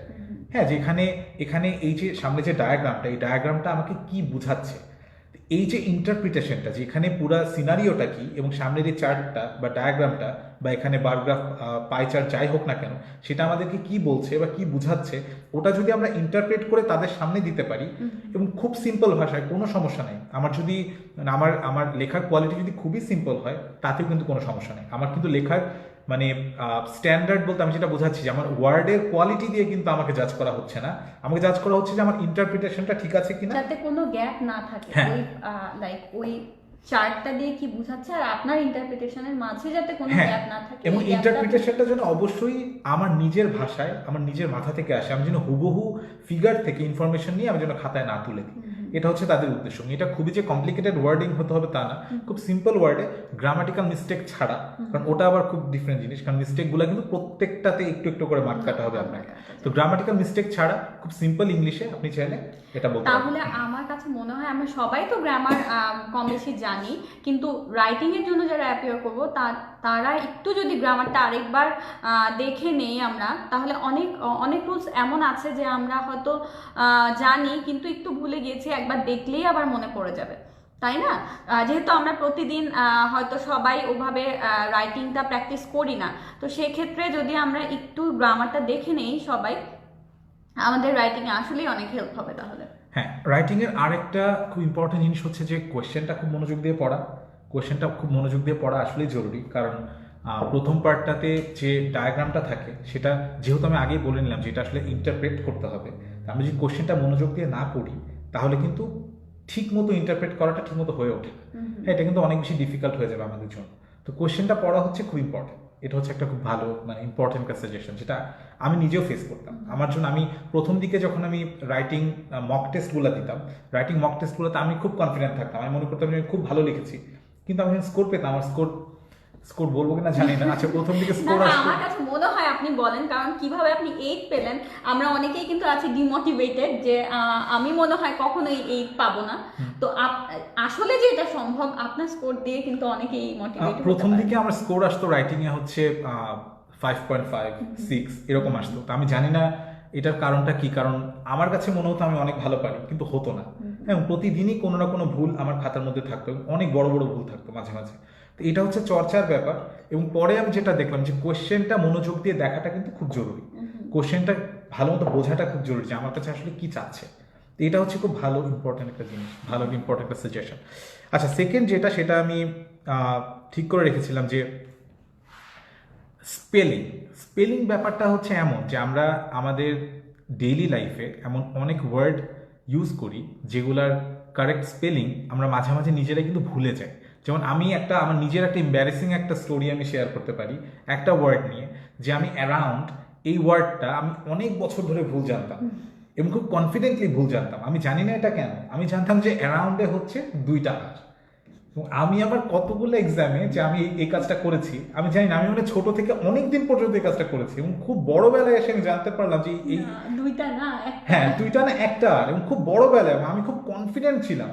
এবং আইএলটিএস এর রাইটিং এ কিন্তু আমি এটা জানতে পেরেছি, আইএলটিএস এর রাইটিং এ দেখি এই স্পেলিংটা ভুল, এবং আমি তখনও বিশ্বাস করতে পারছি না যে স্পেলিংটা আসলে ভুল।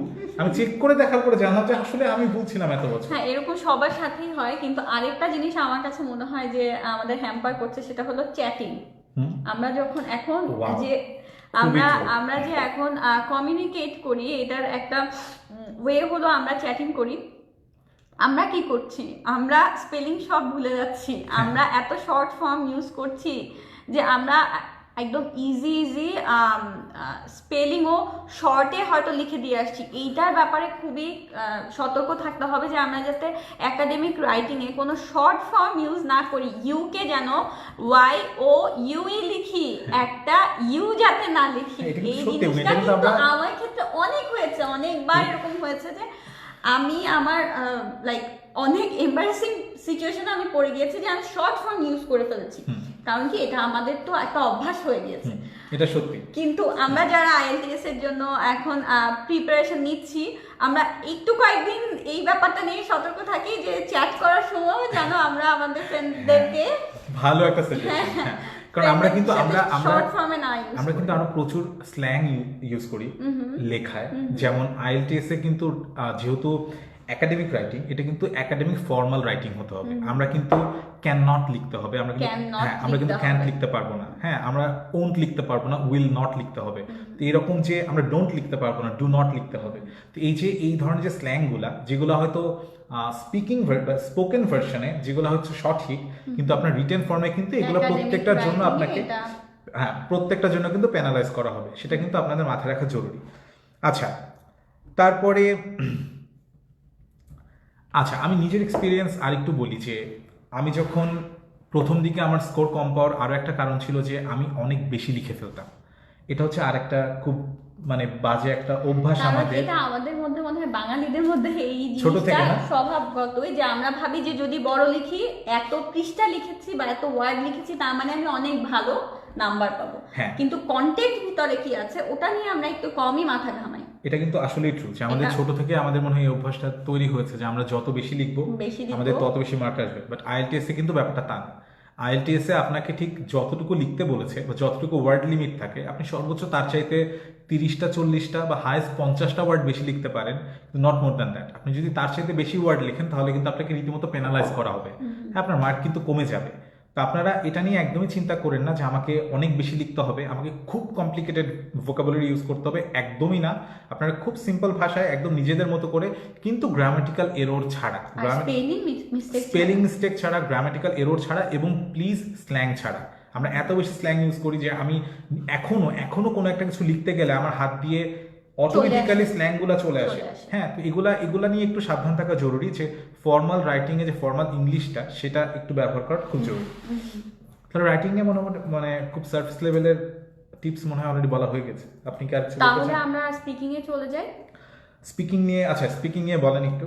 আচ্ছা, স্পিকিং নিয়ে যেটা আমাদের সবার মধ্যে, আমি আমার এক্সপেরিয়েন্স শেয়ার করতে চাই, সেটা হলো আমি যখন বাংলা মিডিয়াম থেকে পড়াশোনাটা শেষ করে, মানে এইচএসসি পর্যন্ত শেষ করে ইয়েতে গেলাম, এআইবিতে গেলাম। আমি পড়াশোনা করেছি এআইবি থেকে। ফার্স্টে যেই ভয়টা আমার মধ্যে কাজ করতো যে আমি মনে হয় ইংলিশে কথা বলতে পারবো না, আমি মনে হয় কথায় কোনো ভুল করে ফেলবো, আমার মনে হয়, মানে এই জিনিসটা নিয়ে আমি খুব কনসার্ন থাকতাম যে আমি মনে হয় যারা ইংলিশ মিডিয়াম থেকে পাশ করা তাদের সাথে এক কাতারে আমি পড়বো না, আমি মনে হয় একটু অন্যভাবে সবাই আমাকে দেখবে। তো এই জায়গাটা থেকে বের হয়ে আসাটা কিন্তু অনেক বড় একটা চ্যালেঞ্জ। হ্যাঁ, এটা সত্যি। এই জায়গাটা থেকে আমার মনে হয় এটা একটা বড় একটা ভয় মানুষের, এটা একটা বড় একটা ভয় যে আমার কারোর সামনে যে ইংরেজিতে কথা বলতে হবে। হ্যাঁ, কিন্তু আমি জানি না যে এই ভয়টা কেন কাজ করে। আমার কাছে মনে হয় আইএলটিএস নিয়ে যারা ভয় থাকে তারা বেশিরভাগই ভয় থাকে স্পিকিং নিয়ে, যে রাইটিং, লিসনিং, রিডিং কোনোভাবে হয়ে যাবে, কেউ দেখবে না, ঠিক আছে, কিন্তু স্পিকিং এ তো সামনে একজন থাকবে, আমি তো লজ্জা পেয়ে যাব, আমি যদি না বলতে পারি, আমি যদি ব্ল্যাঙ্ক হয়ে যাই। এই ভয়ে মনে হয় অনেক স্টুডেন্ট আইএলটিএস পরীক্ষা দিতে আসে। কিন্তু আমি জানি আমারই পরিচিত এক বড় বোন, সে পড়াশোনা করেছে দেশের বাইরে থেকে, তারও এরকম হয়েছে যে স্পিকিং এ গিয়ে সে পুরো ব্ল্যাঙ্ক হয়ে গেছে, এসে আমাকে বলেছে সাজরিনা এইটা কিন্তু হয়েছে আমার সাথে।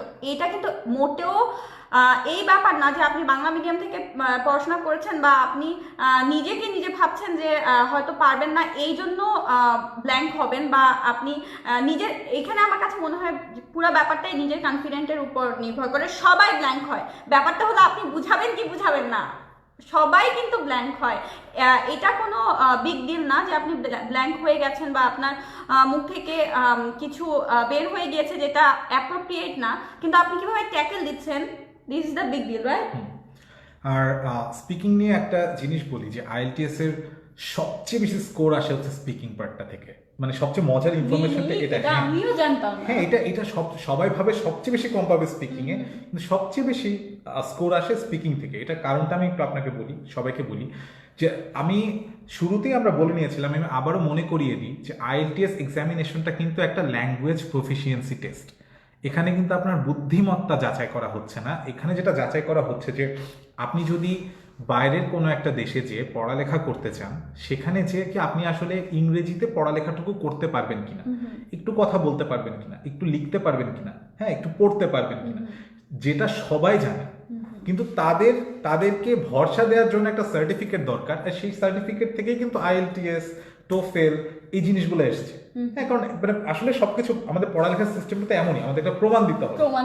আমি যদি এসে বলি যে না আমি ইংরেজিতে কথা বলতে পারি, লিখতে পারি, ওটা তো বিশ্বাস করবে না। তুমি কতটুকু পারো, আমি কতটুকু পারি, পারি তো সবাই, কিন্তু কতটুকু লেভেল। হ্যাঁ, এই জন্যই বলছি যে এটা অনেকেই জানে না যে স্পিকিং এ সবচেয়ে বেশি স্কোর আসে স্পিকিং এ। কারণ যারা স্পিকিং এর এই মডিউলটা যারা এভালুয়েট করে তারাও জানে যে আমি যাকে এভালুয়েট করছি তাদের ফার্স্ট ল্যাঙ্গুয়েজ কিন্তু ইংরেজি না, তারা ইংরেজিতে কথা বলে না। তাহলে আমি কেন, আমার মানে ব্যাপারটা এমন যে আমার ব্রিটিশ ইংলিশে বা আমেরিকান ইংলিশে আমাকে খুবই ফ্লুয়েন্সি দিয়ে কথা বলতে হবে, না হলে মনে হয় আমার স্কোরটা ভালো আসবে না। ব্যাপারটা কিন্তু এমন না।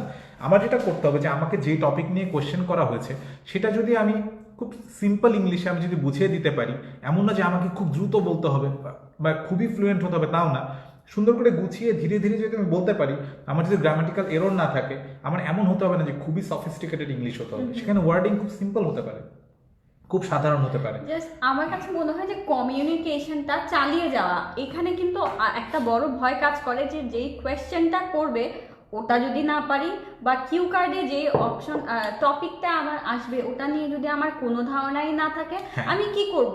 কিন্তু ব্যাপারটা যে এটা না, ব্যাপারটা যে এইভাবে ইভালুয়েটই করা হয় না, এটাই কিন্তু অনেক স্টুডেন্ট জানে না। যেমন আমি একটা কথা বলি যে আপনি আইএলটিএস এর স্পিকিং এ এখানে কিন্তু আপনাকে আসলে আপনি সত্যি বলছেন না মিথ্যা বলছেন এটার উপরে কিন্তু আপনাকে জাজ করা হচ্ছে না। আপনি এমন হতে পারে যে একটা সিনারিওতে আপনি সেটা অ্যান্সার জানেনই না, আপনি অ্যান্সারটা জানেন কিনা সেটা হচ্ছে ইম্পর্টেন্ট, হচ্ছে আপনি সেটা নিয়ে কিছু একটা বলতে পারছেন কিনা। আপনি বানিয়ে বলে দেন একটা, মানে আপনি যদি বানিয়েও বলতে পারেন কিন্তু সঠিক ইংলিশে যদি একটু অন্যদিকে যেয়ে একটু লাইন থেকে সরে যেয়েও যদি অ্যান্সার করেন, আপনাকে কিন্তু প্যানালাইজ করা হবে না।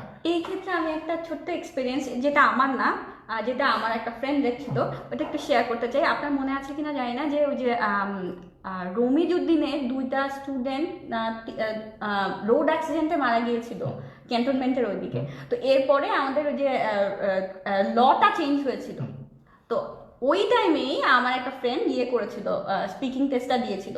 তো তখন যে এক্সামিনার ছিল তাকে ল নিয়ে কোয়েশ্চেন করেছিল। এখন নর্মালি আপনাকে যদি ল নিয়ে কোয়েশ্চেন করা হয়, আপনি আসলে আইডিয়া নাই, ওই আমার ওই ফ্রেন্ডেরও ল নিয়ে কোনো আইডিয়া ছিল না, ও অনেক উল্টাপাল্টা কথা বলে গিয়েছে, কিন্তু ও ল নিয়ে কিছু বলে নাই, কিন্তু ও লাইক কনভারসেশনটা মানে উল্টাপাল্টা কথা বলতে আমরা আসলে অফ ট্র্যাকের কথা বলছি। হ্যাঁ, মানে উল্টাপাল্টা কথা বলতে আমি এটাই বুঝাচ্ছি যে অফ ট্র্যাকে কথা বলেছে, কিন্তু এক্সামিনার যে সে বোর হয় নাই, সে যদিও কোয়েশ্চেনটা করেছিল ল নিয়ে, কিন্তু আমার ফ্রেন্ড যে ছিল সে ল নিয়ে কোনো অ্যান্সার করে নাই, সে শুধু থেমে থাকে নাই, সে করে গেছে, সে কনভারসেশনটা চালিয়ে গিয়েছে, এবং সে বের হয়ে এসে আমাকে এটাও বলেছিল যে আমি মনে হয় এই জায়গাটাতে স্কোর তুলতে পারবো না, কারণ আমাকে যেই কোয়েশ্চেনটা করেছে আমি কমপ্লিটলি ডিফারেন্ট কিছু বলে এসেছি, আমি ওটা রেলিভেন্টও কিছু বলি নাই, আমার হয় নাই ওটা ওই কোয়েশ্চেনের অ্যান্সার। পরে দেখা গিয়েছে সে স্পিকিংয়ে কিন্তু 7.5 পেয়েছে, ঠিক আছে।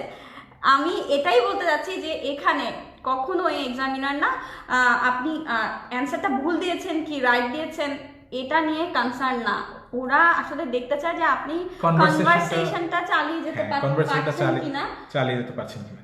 আচ্ছা, আরেকটা ভুল ধারণা আমাদের বাংলাদেশের স্টুডেন্টদের মধ্যে আছে, সেটা হচ্ছে যে স্পিকিং টেস্টের সময় আমরা কি পাল্টা কোয়েশ্চেন করতে পারবো কিনা, যেটা কিন্তু আপনি আসলে পারবেন, এবং এটাই কিন্তু উচিত। আপনি যদি একটা কোয়েশ্চেন না বুঝেন, আপনি ইনস্ট্রাক্টরের একটা কথা যদি না বুঝেন, আপনি কিন্তু তাকে জিজ্ঞেস করতে পারবেন বা বলতে পারবেন যে আমি বুঝিনি, এটার জন্য কিন্তু আপনাকে পেনালাইজ করা হবে না। হ্যাঁ, বা আরেকটা ভুল আমরা কিন্তু করি যে কোয়েশ্চেন করলো, আমরা হয়তো কোয়েশ্চেনটা আমার তরফ থেকে কোয়েশ্চেনের অ্যান্সার দেওয়া শেষ, কিন্তু আমি এক্সামিনারকে এই ভাইবটা দেই নাই যে আমি শেষ, আমি আমার কনভারসেশন এখন শেষ, এখন তুমি আরেকটা কোয়েশ্চেন করলে করতে পারো। অথবা ওই জায়গাটাতেই কিন্তু অনেক স্টুডেন্ট ঘাবড়িয়ে যায় যে আমি মানে আমারটা শেষ হয়ে গেছে, আমি চুপ করে বসে আছি, এক্সামিনারও বুঝতে পারছে না যে আমি কি কথা বলা শেষ করে ফেলেছি নাকি আমি আরেকটু বাকি আছে। তো এই জায়গাগুলো খুব ক্লিয়ার করে এক্সামিনারকে বুঝাই দিতে হবে যে হ্যাঁ আমি আমার পক্ষ থেকে এখন শেষ, এখন আপনি। আচ্ছা, এখানে কিন্তু ক্লিয়ার করে বুঝাই দেওয়া মানে কিন্তু এই না যে আপনি বাংলায় বলে উঠবেন যে আমার বলাটা শেষ। এটার মানে উনি যেটা বোঝাতে চাচ্ছেন যে আপনার সেন্টেন্সগুলো, মানে আপনার একটা কনক্লুডিং একটা সেন্টেন্স থাকতে হবে। আপনার স্পিকিং টেস্টের সময় আপনি যখন আপনার বলাটা শেষ হবে, একটা কনক্লুডিং সেন্টেন্স দিয়ে আপনি সেটা শেষ করতে পারেন। হ্যাঁ, এটা হচ্ছে খুব জরুরি একটা জিনিস। আচ্ছা, আর একটা জিনিস আমি নোট করে রেখেছিলাম, সেটা একটু শেয়ার করি। আচ্ছা, সেটা কোথায়? আচ্ছা, হামিং। আমরা কিন্তু হামিং নিয়ে স্পিকিংয়ে অনেক চিন্তা করি। যেমন আপনি যদি স্পিকিং টেস্টের সময় আচ্ছা আপনি একটু কথা বলেন তো, আমরা যখন বাংলায় কথা বলি আমরা কিন্তু অনেক কিছু মানে মিনিংলেস কিছু শব্দ বা কিছু উচ্চারণ আমরা মাঝখানে ব্যবহার করি না, যে হ্যাঁ, তো আমরা কিন্তু এই জিনিসগুলা নিয়েও অনেকে চিন্তা করি যে আমরা যখন স্পিকিং টেস্টটা দিব, আমরা যদি এগুলা বলি তাহলে মনে হয় আমাদেরকে প্যানালাইজ করা হবে, আমাদের কিন্তু মার্কেটে নেওয়া হবে। কিন্তু আসলে কিন্তু ব্যাপারটা তা না। এটা কিন্তু একটা ল্যাঙ্গুয়েজে আপনি যখন কথা বলবেন এটা কিন্তু খুবই জরুরি একটা পার্ট যে আপনি এটা করতেই পারেন, আপনি কিন্তু এটা করতে পারবেন যে এটা কিন্তু পজও, হ্যাঁ এটা কিন্তু এবং পজ, হ্যাঁ ফর্মাল পজ। তো এটা কোনো ফর্মাল আপনাকে বক্তৃতা দিতে বলে নাই যে আপনি কোনো লাইক সবকিছু ফর্মালি বলতে হবে, এমন কিন্তু ব্যাপারটা না। আপনি যেভাবে ডে টু ডেতে কথা বলেন, যেভাবে বাংলাতে কথা বলেন সাবলীলভাবে কনফিডেন্টলি, ওভাবেই ইংলিশেই যখন আপনি কথা বলতে পারবেন তখনই আপনার স্কোরটা বেশি আসবে। আর স্পিকিং টেস্টের সময় এমন যদি হয় যে আপনার মনে হচ্ছে যে আপনি একটা ভুল করে ফেলেছেন, তাহলে ওটা নিয়ে ঘাবড়ানোর একদমই দরকার নেই। মানে এমন না যে আপনি একবার ভুল বলে ফেললে সাথে সাথে আপনাকে প্যানালাইজ করা হচ্ছে। ভুলটা করে ফেললে ওটা আপনি আবার ঠিক করে ফেলেন নেক্সট সেন্টেন্সে, কোনো সমস্যা নেই, এটা কিন্তু অ্যালাউড, এটা কিন্তু চাইলে আপনি করতে পারবেন। আর আরেকটা ব্যাপার হচ্ছে যে কোনো কিছু ধরেন এমন অনেক সময় হয় যে আপনারা স্পিকিং টেস্টের জন্য হয়তো কিছু কোয়েশ্চেন দেখে গেলেন, কিছু ব্যাপার শিখে গেলেন, এবং হতেই পারে যে আপনাকে এক্সামিনেশন হলে আপনার সেই কোয়েশ্চেনটা আপনার সামনে আসলো।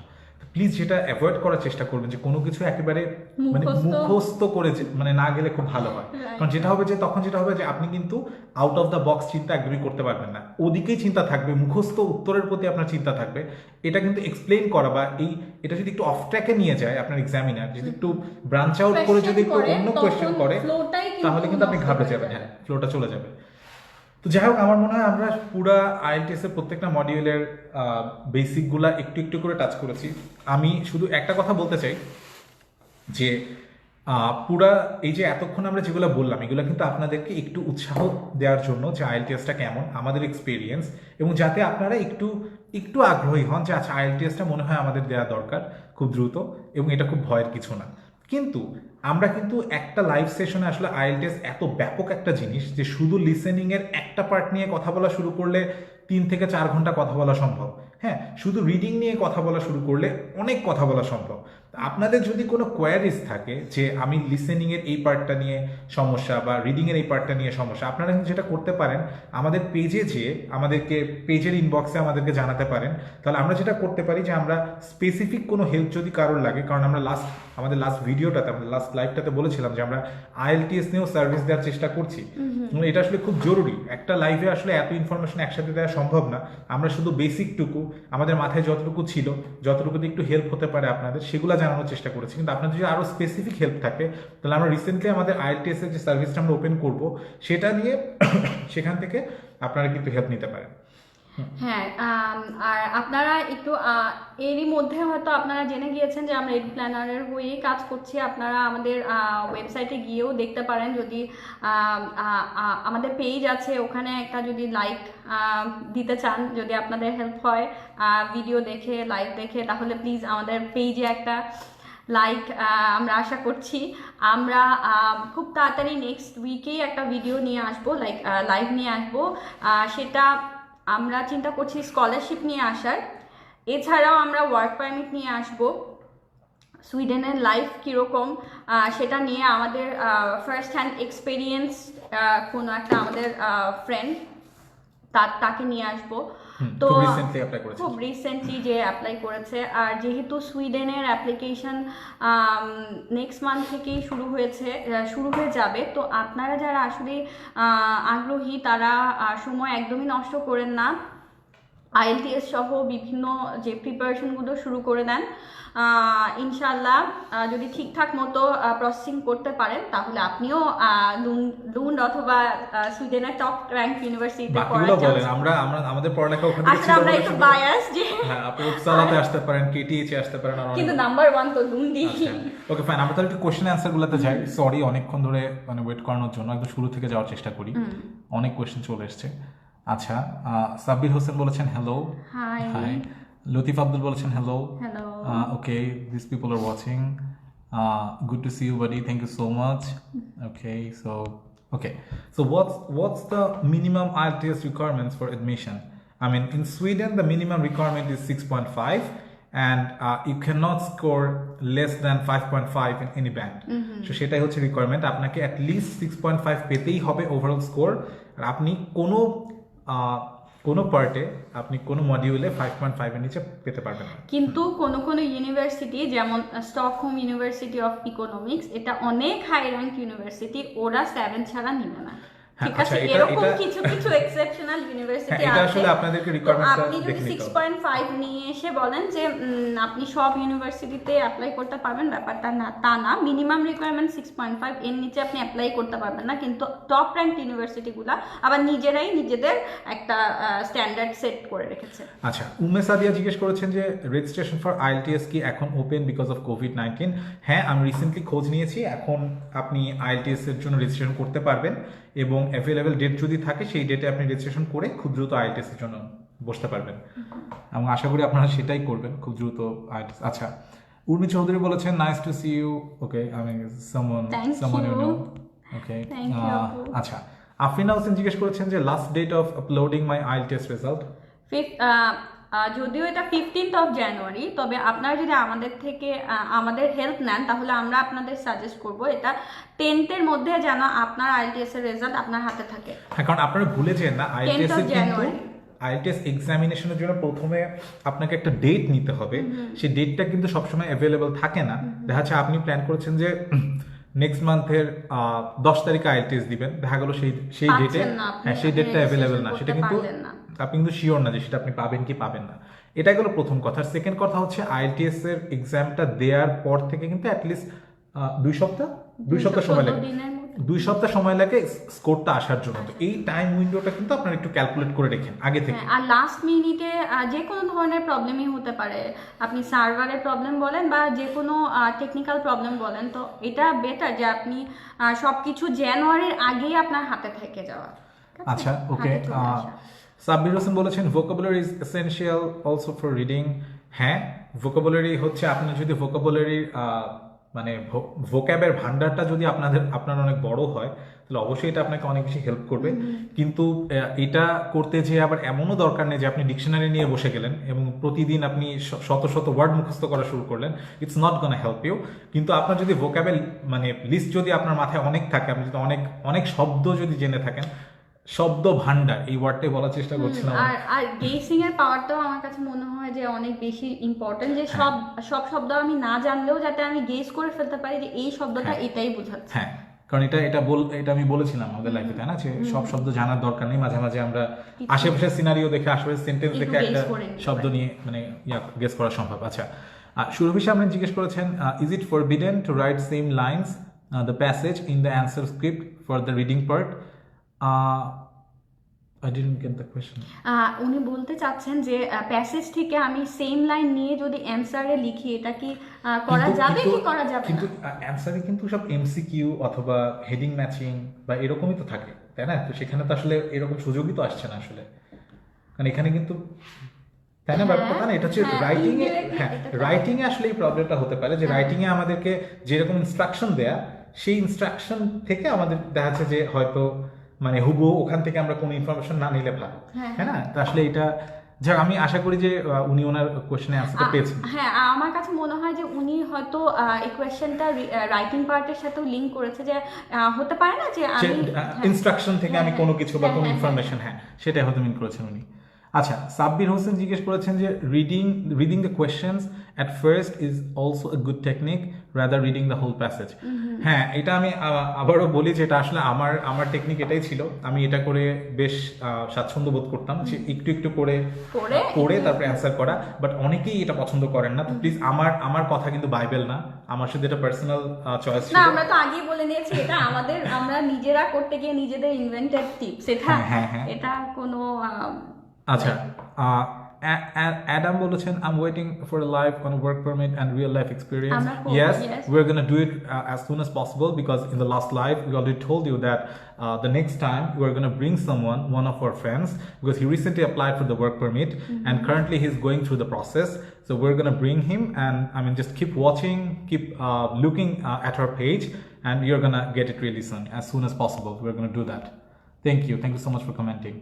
আচ্ছা, তারপরে সাব্বির হোসেন আবার বলেছেন in the writing section all the words are connected like verbs, articles. Did you get the question?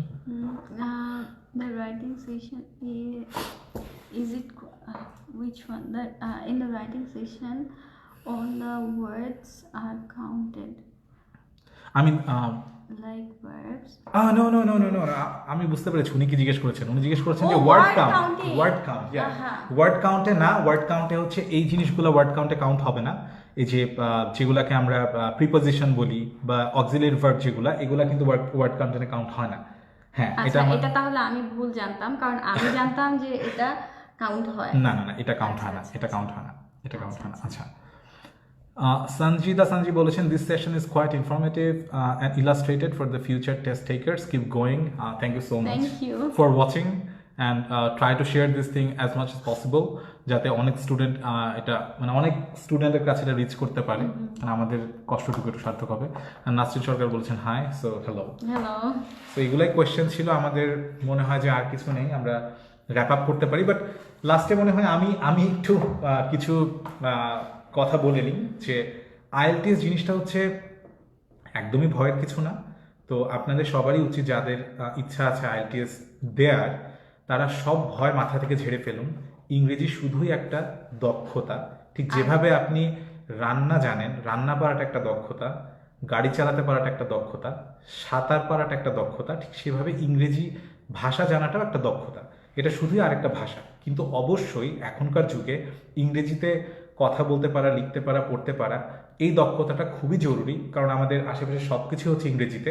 কিন্তু এটা যদি আপনি খুব ভালো না পারেন এখন পর্যন্ত, তার মানে এই না যে আপনি আসলে মানে কখনোই পারবেন না। হ্যাঁ, আপনি কখনোই পারবেন না, বা তার মানে এই না যে আপনার বুদ্ধিমত্তা কম। হ্যাঁ, এটা কখনোই আপনাকে জাজ করার কোনো পেরিমিটার হতে পারে না ইংরেজি। হ্যাঁ, কিন্তু আপনার যদি এই দক্ষতাটা থাকে, আপনার যদি ইংরেজি ভাষাটা যদি আপনি ভালো মতো রপ্ত করতে পারেন, সেটা আপনাকে অনেক বেশি হেল্প করবে। আর আইএলটিএস নিয়ে আরও কিছু কথা, যে আইএলটিএস এর যে পার্টগুলো নিয়ে আমরা কথা বলেছি ইতিমধ্যে, আপনারা আবারও বলছি যে পুরো সেশনটা আপনারা পরবর্তীতে যখন আবার দেখবেন, তখন যদি কোনো পার্ট নিয়ে আপনাদের স্পেসিফিক কোনো কোয়েশ্চেন থাকে, আপনারা আমাদের ওয়েবসাইটে অথবা ওখান থেকে বুকিং নিয়ে অথবা আমাদের পেজে ইনবক্সে ডিরেক্টলি কোয়েশ্চেন করতে পারেন। কারণ আমরা আইএলটিএস এর সার্ভিস নিয়ে খুব দ্রুত আসছি, যে আপনাদেরকে 1-to-1 সার্ভিস দেওয়ার জন্য। তো সেটা আপনারা করতে পারেন। আর আবারও বলছি যে যারা আইএলটিএস নিয়ে শুরু করতে চান, যারা আইএলটিএস এক্সামটা দিতে চান খুব তাড়াতাড়ি, শুরুতেই কোচিং বা পার্সোনাল হেল্প এটার চাইতে নিজেরা আগে শুরু করেন। ঢাকায় বা বাংলাদেশের অন্যান্য জায়গায় আপনি চাইলেই হচ্ছে আইএলটিএস এর বইগুলো পাবেন। যারা ঢাকার বাইরে থেকে যদি কেউ থাকেন, বা এখন অনলাইনেও কিন্তু জিনিসটা অনেক বেশি অ্যাভেলেবল, কেউ যদি বই না হ্যাঁ কিনতে হ্যাঁ, চায় সেটাও একটা ব্যাপার। ও আচ্ছা, আর একটা টিপস হচ্ছে প্লিজ প্লিজ অনেক বেশি ম্যাটেরিয়াল ঘাটবেন না। অনেক বেশি ম্যাটেরিয়াল ঘাটতে গেলে যেটা হয় যে আপনি যখন অনেক বেশি ম্যাটেরিয়াল ঘাটবেন, আপনি আপনার নিজের টেকনিক থেকে সরে যাবেন। তো আগে চেষ্টা করেন নিজে কোন টেকনিকে কমফোর্টেবল, কোন টেকনিকে আপনার ভালো লাগছে, সে লিসেনিংয়ে হতে পারে, রিডিংয়ে হতে পারে, রাইটিংয়ে হতে পারে, সেটাতে আগে ফোকাস করেন। তারপরে ওটাকে ইমপ্রুভ করার জন্য যদি কোনো হেল্প লাগে তাহলে সেটা করেন। সেটাই। আর আমি আরেকটা কথা এখানে অ্যাড করতে চাই, আপনারা যারা আসলে আসতে চান মাস্টার্সের জন্য বা অন্য কোনো ইমিগ্রেশনে যেতে চান, তারা ভেঙে পড়বেন না যদি একবারে আপনাদের স্কোরটা আশানুরূপ না আসে। সবারই কিন্তু 2-1 বার দিতে হয়, ঠিক আছে? আইএলটিএস একবারে যদি না হয়, তাহলে একটু ধৈর্য ধরে 1 মাস আবার একটু পড়ে আবার দেন। হ্যাঁ, কোনো সমস্যা নেই, একবার হয় নাই দেখে যে আর হবে না এরকম না, এটা প্র্যাকটিস করলেই হবে। আর আজকে এতটুকুই। শুধু আমাদের আপকামিং ইভেন্টগুলো নিয়ে একটু বলি। আমাদের সামনে আমরা স্কলারশিপ নিয়ে একটা সেশন করার চেষ্টা করছি, কারণ এটা নিয়ে প্রচুর কোয়েশ্চেন থাকে মানুষের। সবাই প্রতিদিনই আমাদেরকে জিজ্ঞেস করে যে স্কলারশিপের ডিটেলগুলো। আবারও বলছি যে এত ইনডেপথ অ্যানালাইসিস আসলে মানে এতজন মানুষকে একসাথে করা সম্ভব না। এই জন্য আমরা স্কলারশিপ নিয়ে আরেকটা সেশন করার চিন্তা করছি। আর সামনে হচ্ছে আমরা ওয়ার্ক পারমিট নিয়ে একটা সেশন করব।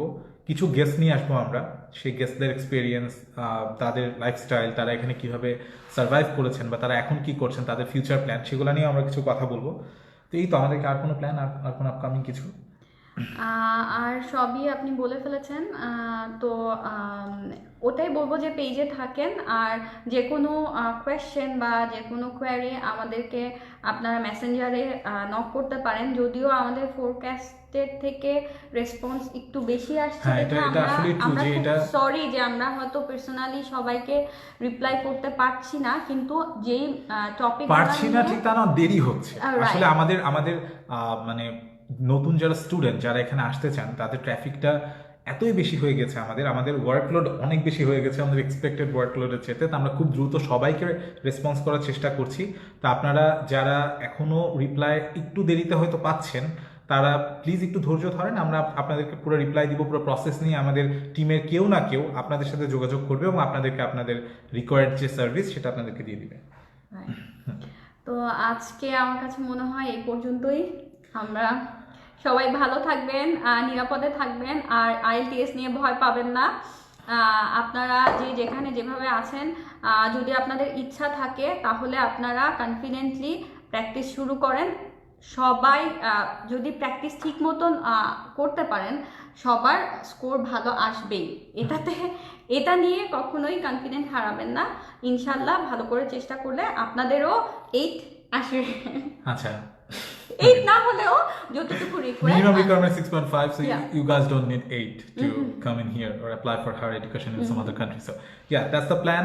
Keep studying, keep watching us, আর সবাই মিলে আমাদেরকে সাপোর্ট দিতে থাকেন। আমরা খুব দ্রুত নেক্সট লাইভে চলে আসবো। আর যদি কোনো হেল্প লাগে, কোনো কোয়েশ্চেন থাকে, কোনো অ্যান্সার জানার থাকে, ওয়েবসাইট ভিজিট করেন, 1-to-1 অ্যাপয়েন্টমেন্ট নেন, অথবা আমাদের পেজের ইনবক্সে জানান। আমাদের টিমের কেউ না কেউ আপনাদের সাথে অ্যাজ সুন অ্যাজ পসিবল যোগাযোগ করবে। এটা জানানো ছিল। খুব দ্রুত আবার দেখা হবে। Signing out. ওকে।